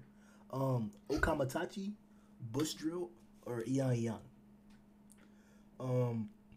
Satsuki says Ian looks the best. Matt says Bush Drill. I said that. He's got the traditional samurai Ronin look. He's usually drawn great. This nigga's farting on here. Excuse you. Huh? And Flashy Flash says Ian. Or excuse me. Zarso says Ian. The next question we asked was another who looks better. I was tripping this week. Between Fubuki and Super S. Look, man, We've come on now. almost answered this one, technically. Satsuki says, "Don't ever ask this question again." Fubuki this, Fubuki that. Matt says Fubuki, and Zarso says I'd hit both. Okay. What about the rest of you then? Fubuki. Zhoniin? It's really hard to beat Fubuki, honestly. Let me just say that, like, for the future of these polls, the only person who's really going to come close to Fubuki is when we really see just like another character, essentially, who has like anything to offer that she does. Because, like we've established, Super S, while her rack is very impressive, she lacks the derriere. Assets. The derriere is not comparable at all to Fubuki, and Fubuki is the full package. You know, the face, the butts, and the boobs. And until we see power. until we see a character that is on her level, there's really no one that should even be in the contention with her. Can I bring up the fact that this Bardock guy is disrespecting Fubuki so much? I keep seeing this shit. Uh-oh. He keeps putting Tatsumaki over Fubuki, and then he goes on to put Does, the sadist, in front of. Come on, man. There's got to be a point where you got to look at yourself in the mirror and say, "This is enough." This is that moment. Oh shit. The sixth question we asked was which suits made by the organization are stronger? Obviously, as we corrected the information, it would be the Narinki group, and that is what Satsuki says. Oh yeah, I fucked up my question, my answer. So You're good. I got him. Wait. No, I'm good. Matt also says Nariki's group, and yeah, so everybody agrees that the rescue team suits or the rescue team's completed suits are superior. The next question we asked was, is Sweet Mask stronger than Flashy Flash? Now there is context behind this as well. In the most recent hero meeting before we actually assaulted the monster base, Sweet Mask entered the room and started to demand to lead the assault team. And in that debacle, Atomic Samurai and Flashy Flash went at it with him. And at the end of the exchange, there's a panel where you see Flashy Flash blowing almost like a sigh or a gust of air or wind out of his mouth after the interaction, after the subject was put to the side. So that was brought to my attention by a fan who was arguing with me the strength of Sweet Mask. So I wanted to bring that up to you guys. Is Sweet Mask is Sweet Mask stronger than Flashy Flash? Read my answer. Lord, I'd have to scroll down and say. Satsuki says, "Fuck no." There you go. Matt says, "No." I haven't seen enough of Sweet Mask, but at the moment, very few characters can stand to the speed of Flashy. All right, bet. And Zarso says, "Who knows?" This nigga's trash, bro. Kishin, Zhoniin, any thoughts? I'd still give it to Flashy, at least for now, until at least after this fight. Bet. Zhoniin. All right, I just think for you manga guys asking that question. You cut out there, bro. I said for you manga guys, I just think it's a little too early to be asking that question. Oh shit! So there is relevance to this shit. I knew it, bro.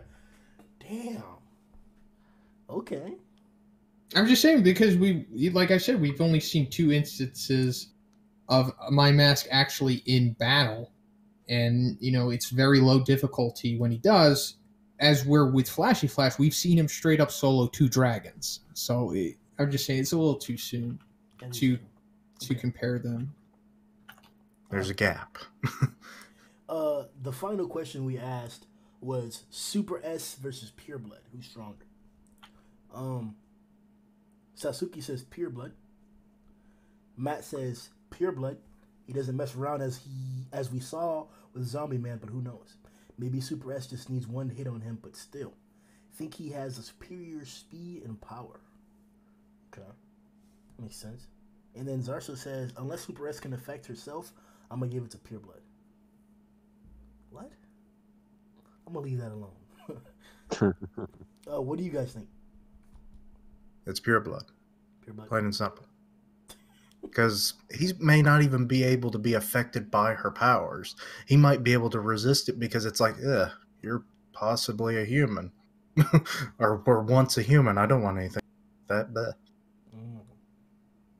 What do you think, Zhoniin? I would say that Pure Blood is probably definitely stronger. He's pretty damn powerful for a demon. And I would say he's definitely probably a high demon. Like, he's fast enough to catch bullets. He has regeneration. He could do that crazy thing where he becomes bats. He could straight up suck your blood, like suck you dry. And I suppose that he's physically imposing as well. And then, Super S kind of struggled with Fubuki. She's powerful and whatnot, but if we're comparing them, I would say Pure Blood is definitely stronger. Shit. All right. I mean, but also she has, her thing where she can control you, which is a pretty significant ability, and Pure Blood doesn't have that. So, when she uses her full might, we've seen that she can acquire, a whole bunch of people to fight for her, which adds to her effectiveness. So it's situational. hers is, I guess I would say that she needs prep. You know, she's like one of those people. She needs prep to fully bring out her full power. But just based off of what we've seen so far, I mean, maybe next chapter she'll pull something out of her butt that makes her even stronger. Because, you know, like Possibly Phoenix Man. literally. Yeah, that too. Like she pulls some beads out, and that's like a crazy weapon. But you know, anything is possible at this point, because let us never forget Phoenix Man. So. Yep. 100%. Well, the people have spoken as of yet. You know how we always update the polls during the video.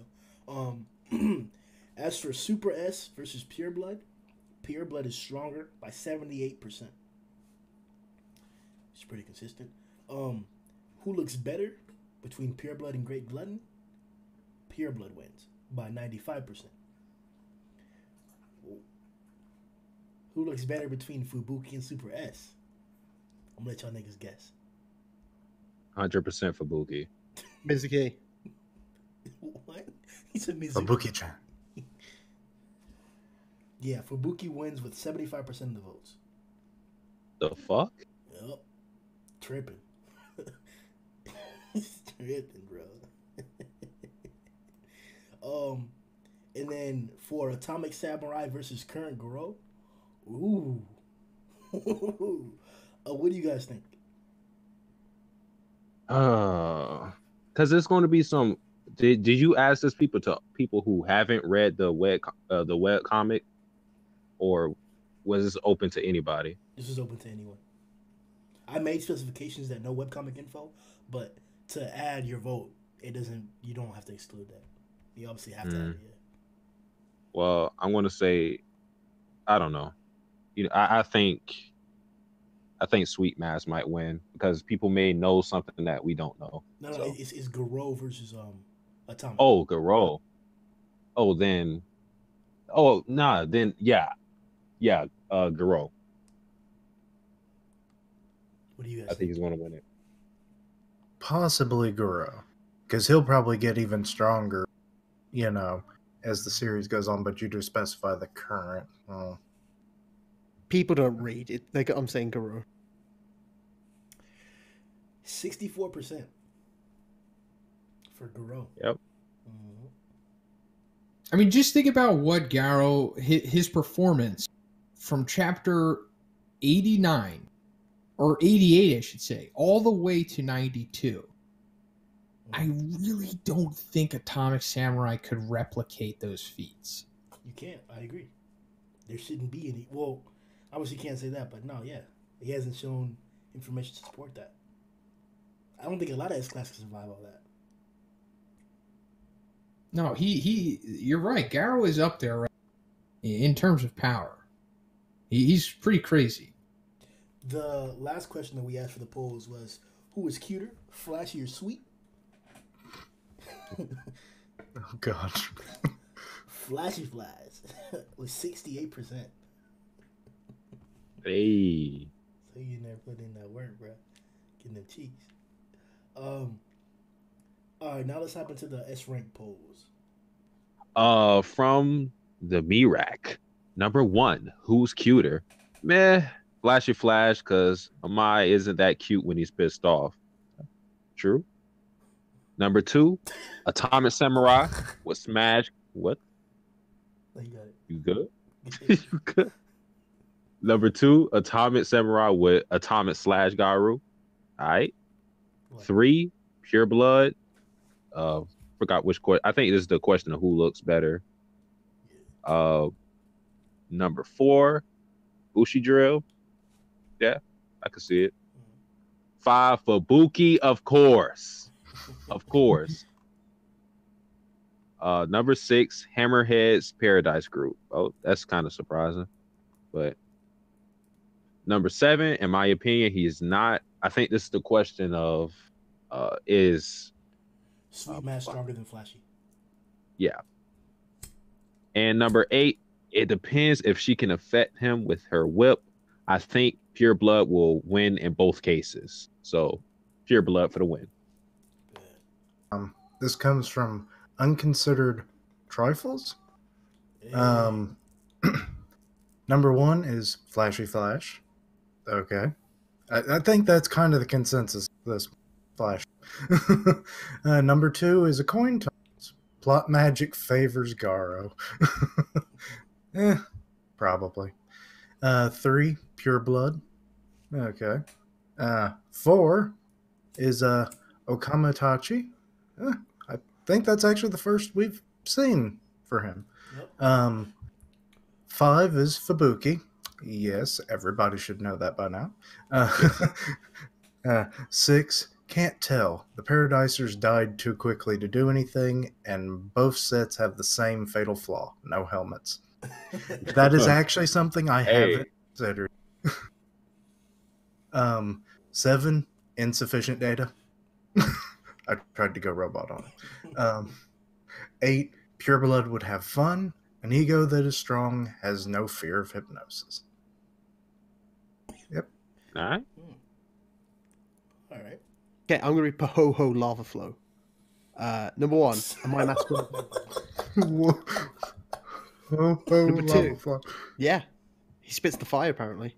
Number 2, Atomic Samurai. 3, Great Glutton has a totally swole bod dude. Number 4, Great Glutton.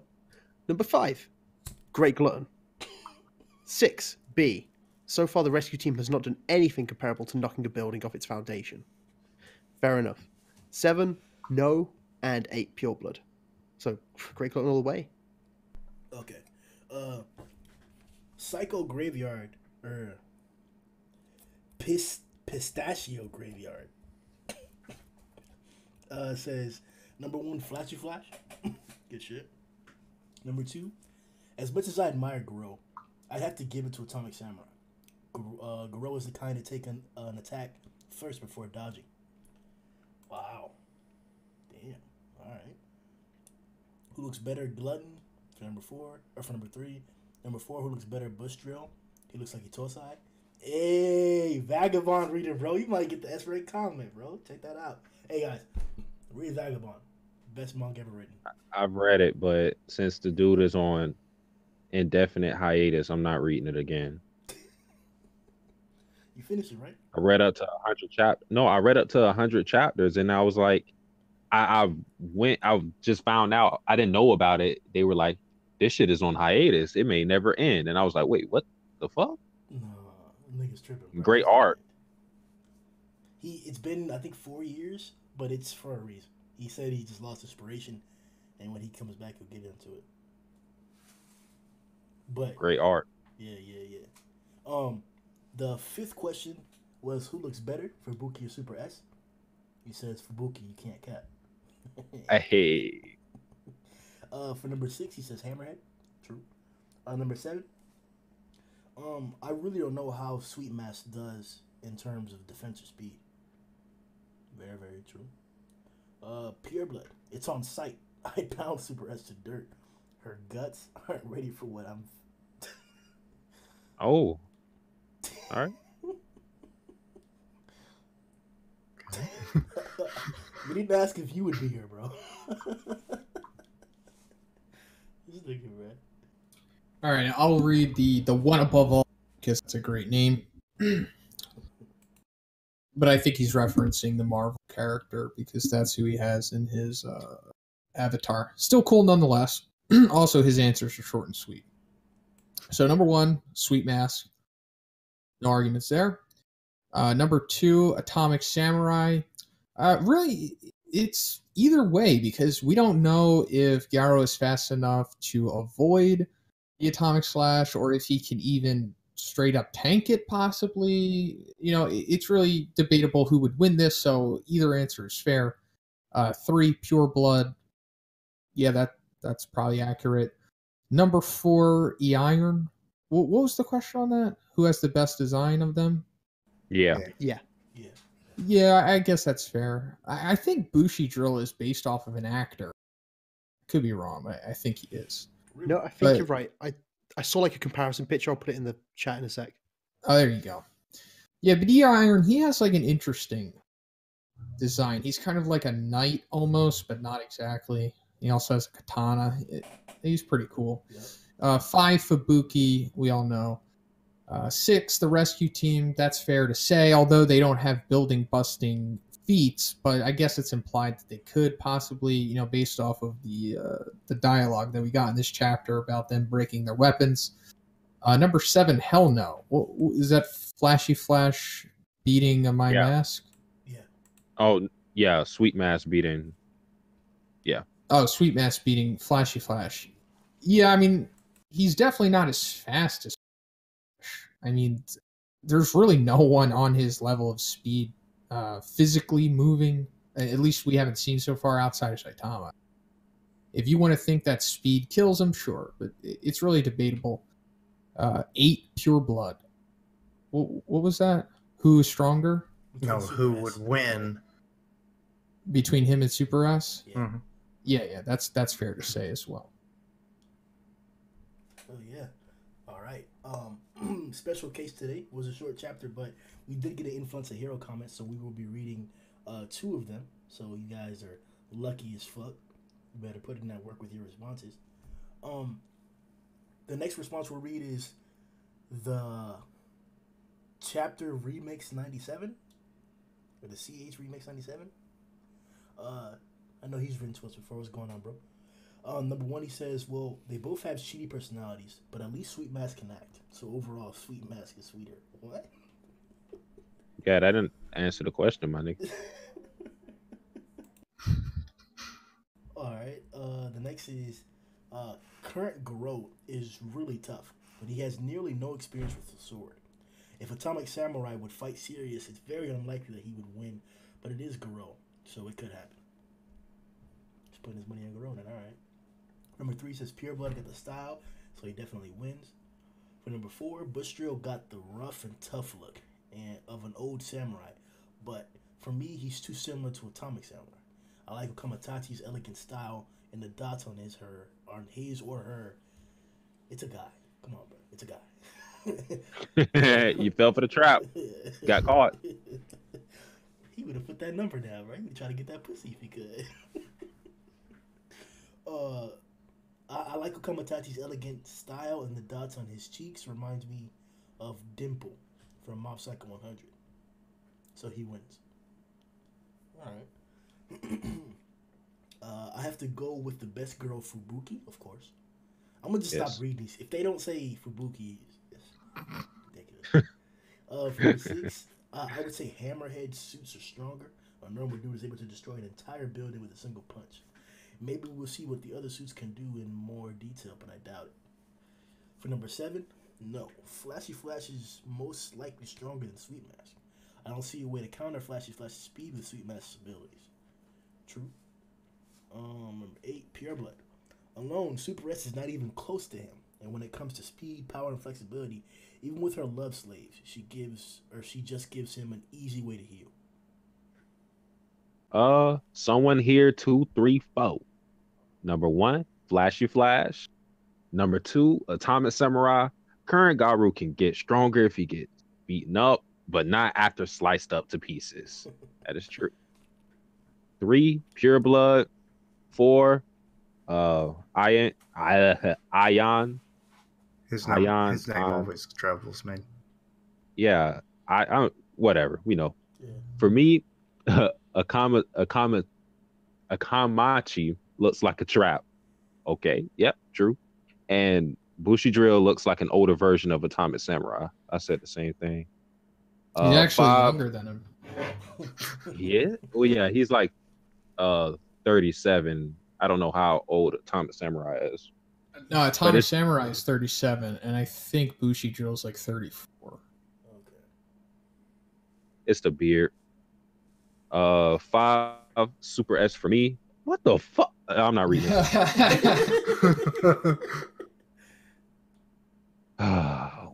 She looks hot as fuck. Number 6, Paradiser. They look pretty awesome even when they're bald with that suit on, but Rinky's team suit doesn't look cool to me in terms of power. Of course, Paradiser, they can destroy a large building easily. 7, Flashy Flash. Flashy Flash can fight 2 dragon levels at 1 scale, win the Hellfire Flame, unscratched, but Amami Mask once said that he's stronger and then Atomic Samurai, which I think Atomic Samurai is stronger than Flashy Flash, but I don't see a Mind Mask countering Flashy Flash speed. 8 Pure Blood, low def and speed is just an auto win against Super S, and adding that regenerate ability after sucking blood, it makes no chance for Super S to win. Since if she were to bring some low love slays, it would it would just be the source of healing for Pure Blood. And knowing that he also has super strength, he can either snap Super S neck easily or break her legs and suck her blood. Sucking some other shit too, bro. Wow, that's like a D. That's a D class comment. F. You picked the longest one. Anyway, I'll go next, and we've got Godslayer. We've had comments from this person before. Number 1, Sweet Mask. Okay, it's starting to even out, I think. Number 2, Atomic Samurai One Shot. Well, damn. He kind of does do that a little bit. That's right, Colin. You would.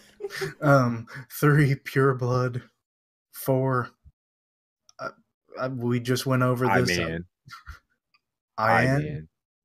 No, I'm just I man. I man. Little Night Boy. The guy with one arm. Him. I think the Viz translation. I think the Viz translation is E-Iron. Yeah, that's I did say that. But yeah, our little Night Boy. 5, Super S with a what kind of emoji is that? A crying emoji? An emoji. That's an emoji of disappointment. They should. Maybe they were being held hostage when they. I don't know. Maybe they're being whipped behind the scenes and we don't know. Hey, y'all know this, look, y'all know this. Whenever this last dude said Super S, Satsuki's tone of reading changed completely, bro. Like, he really hated that commentary. Anyway, number 6 for the strongest armor, it's the Narenki Private Squad. Pretty much. I mean, no contest in my opinion. 7, Hell No, LOL. Wait, what was that again? Would Sweet Mask beat Flashy Flash? Oh, okay. And then finally, number 8. Interesting question. Without her slaves, I think Pure Blood got this. Yeah. Cool, I'll go. So, Swagu Rago. I think he's done it before. Yeah, number 1, Flashy Flash. Let's go for this quick. 2, Atomic Samurai currently. 3 is Pure Blood. 4 is Bushi Drill. 5 Tabuki. 6 says, if the numbers were even, I'd say Narinki, since they have the experience in fighting. But full group, then it's Hammerhead's Paradise Group, because it's having a lot more people. Cool. What? That's exactly how it's stated. That's what it says, yeah. 7, no. And 8 is Pure Blood. All right, that's good. Maybe Sweet Mask. Who was cuter, I suppose. Yeah, don't say maybe. You definitively know. I think with the Orochi fight, Garo evolved again, but it might not be enough for Atomic Samurai's attack speed. So for now, I say Atomic Samurai, but not for much longer. Pure Blood has the better design. Or was that the design comment? Mm-hmm. It basically, it's a decision between 2 people for like the first 5. Gotcha. Bushi Drill, since he reminds me of an old Miyamoto Musashi. Yeah, I don't even know what Miyamoto Musashi looks like. Is there any like photos of him? Yes, there's. What the hell, Zhoniin? Isn't he from like the 1600s? Oh my god. Oh, I believe so. But all the renderings that are out are from fuck, I don't know actually. I know the story of Vagabond is based on his autobiography. Yeah, the Book of 5 Rings. Yeah, but I can't. I feel like they're yeah. I mean, I guess there is. I personally never seen him, but I guess Bardock did. Yeah, I haven't seen any that claim to be his actual portrayal yet. It kind of looks like if you fused Bushido and Atomic together to me, based on this one picture. Super S. Hey, you can't knock you can't kink shame. That's the new phrase. Kink shame. Apparently Bardock has a kink, and we can't shame him for it. Doesn't necessarily mean that he has good taste, but to each his own. Narinki, it's fair to say that his suits are more powerful, considering the progression of time, as well as like the aesthetic upgrades that they had. 7, no. Flashy flash speed is just too much for him. Also, has more technique and probably fight experience and fight IQ. Fight IQ is debatable. Fight experience, probably. Definitely. Yeah, he's doing stuff on the side. He ain't going to doing concerts. And then pure blood, speed, and strength is too much for her. Yeah. Hashtag King Engine. Hey. That's right, Tom. That's slowly being phased out. You might have to reinvigorate that hashtag. No, it was me this time. I forgot to put it in the question to remember to write that. I'm fucking up. It's growing though. People have been mentioning the podcast. I've seen it on Twitter before, outside of us mentioning it and shit. So we got our shit growing and shit. Niggas, it's awesome. What happened? Did I just hear you do the Birdman hand rub?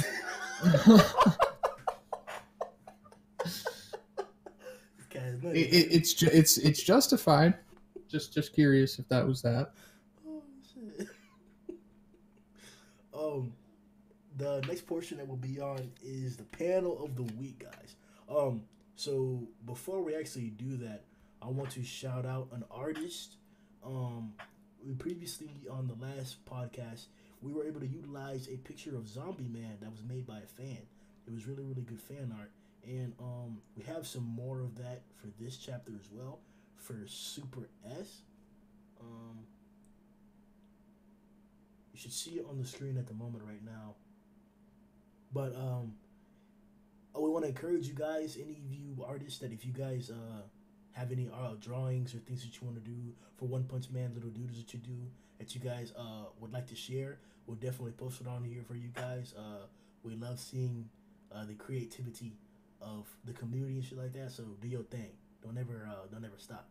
But all right, let's get it popping. I more or less already said mine earlier, where we kind of like see all three of the disciples fighting. Mine is with Pig God fighting. This guy has like a million names now, apparently. I'm just gonna call him Lizard Boy. All right. I don't know. I like this panel because he's just so nonchalant. Like, you have this huge ass monster, scary teeth, and then Pig Guy's like, bro, like, you are literally like an afternoon snack. Like, I don't know. It's just funny because he's just so nonchalant about it. My panel is of Super S. Whenever she has her hand over her eye, she's doing the little circular thing. I forgot what that's called, but that's a thing in our culture, isn't it? Blood Gang. The Love Gang? Blood Gang. Blood Gang. Oh yeah, it is the big beast. Yeah, that of course as well. I saw you comment on that. I wouldn't. So you know it's a Bloodhead side. Did you don't know it's a Bloodhead side? I am not in the gang, confirmed. No one picked the Sweet Mask one. I'm really surprised. It's really good. It's the obvious one. Yeah, so I'm probably not obvious enough. Of course. Yeah, that's Sweet Mask. Yeah, there you go. Yeah, Sweet Mask. It's great. It's the big spread of the chapter. It looks great. What's up with that? Is that a cross or is that a key? I think it's a very ornate cross. Yeah, it's a cross. He's going for that kind of punk design. I wouldn't be surprised if it's more of a cross. Oh, okay. Did anyone pick the final panel? No. Yeah, that's mine for sure. Two-Face? Yeah. Oh man, it's so cool. Mm-hmm. Definitely. Anything else you guys want to bring up before we head out? Let's go Super Bowl. I guess we kind of should do our predictions on here, right? Kind of like a timestamp so you can write it down, right? I mean, yeah, that would be fun because by the time it comes out, then we'll know who's wrong, All right, bet. and then everybody can laugh at us. You got to give a score too, so whoever's closest. I'm picking the Patriots 34-28. Damn. I'm picking the Rams 28-21.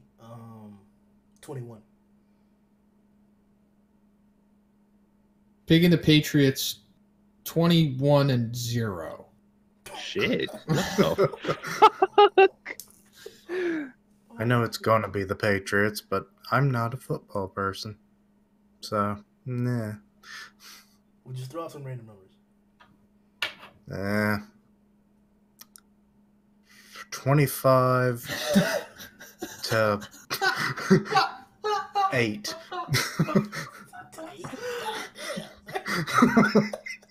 You wanted random. Dude, I want to see them score 25. That would be incredible. Oh, it's not even possible, is it? No. Like I said, It's possible, but it'll it's so rare. be hard. Yeah, get a different grouping of scores and shit. All right, man. So whoever's the farthest away will do a twerking video on their channel. So go ahead, like that shit. In the comment section right now, guys, tell us who's really sexier. Fubuki? What? Oh. you're getting mileage out of this, aren't you?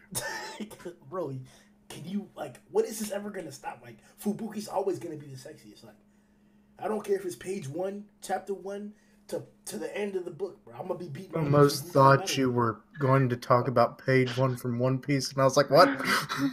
Straight titties, dog. Straight titties. And it is. In the comment section, tell us why you love Fubuki the most, and tag that shit with King Engine and shit. Also, tell us your Super Bowl scores and shit. Whichever one of any of us gets the closest score to what it actually is. Satsuki will do a personal, like, he'll DM that shit to you. He'll send you in your DMs and shit like that. A personal, what is it, titty painting video where they paint their nipples and shit like that. Of me doing it or somebody else? No. Because I could find that. Nah. You gonna make that? Okay, that's fine. Yeah, that's better than twerking. I'm an artist. And if we get to 200 likes in this video for some reason, Matt will drop every video for the next 2 weeks on time. You got time to get this. Oh, Excuse me? Oh, Yeah, you got a daily upload for 2 weeks straight. I bet he... Doesn't say they have to be very long. 200 likes. hey. Grimm, you do know I'm basically on your channel as much as I'm on my channel at this point. Possibly more at this point. Possibly. Kishin gets it. Time-wise, anyway, you know, these things span about 2 hours. I don't think you got to 200 likes on the podcast. So, hey, you're safe. God damn it, I haven't had 200 likes. Let's get it then. Let's get it, guys. Let's go, bro. If y'all want Matt to redo that shit, if y'all want Satsuki out there with his painted ass titties, if you want Zhoniin out there twerking his ass off and shit, just hop in the comment section like a video, bro. Yo!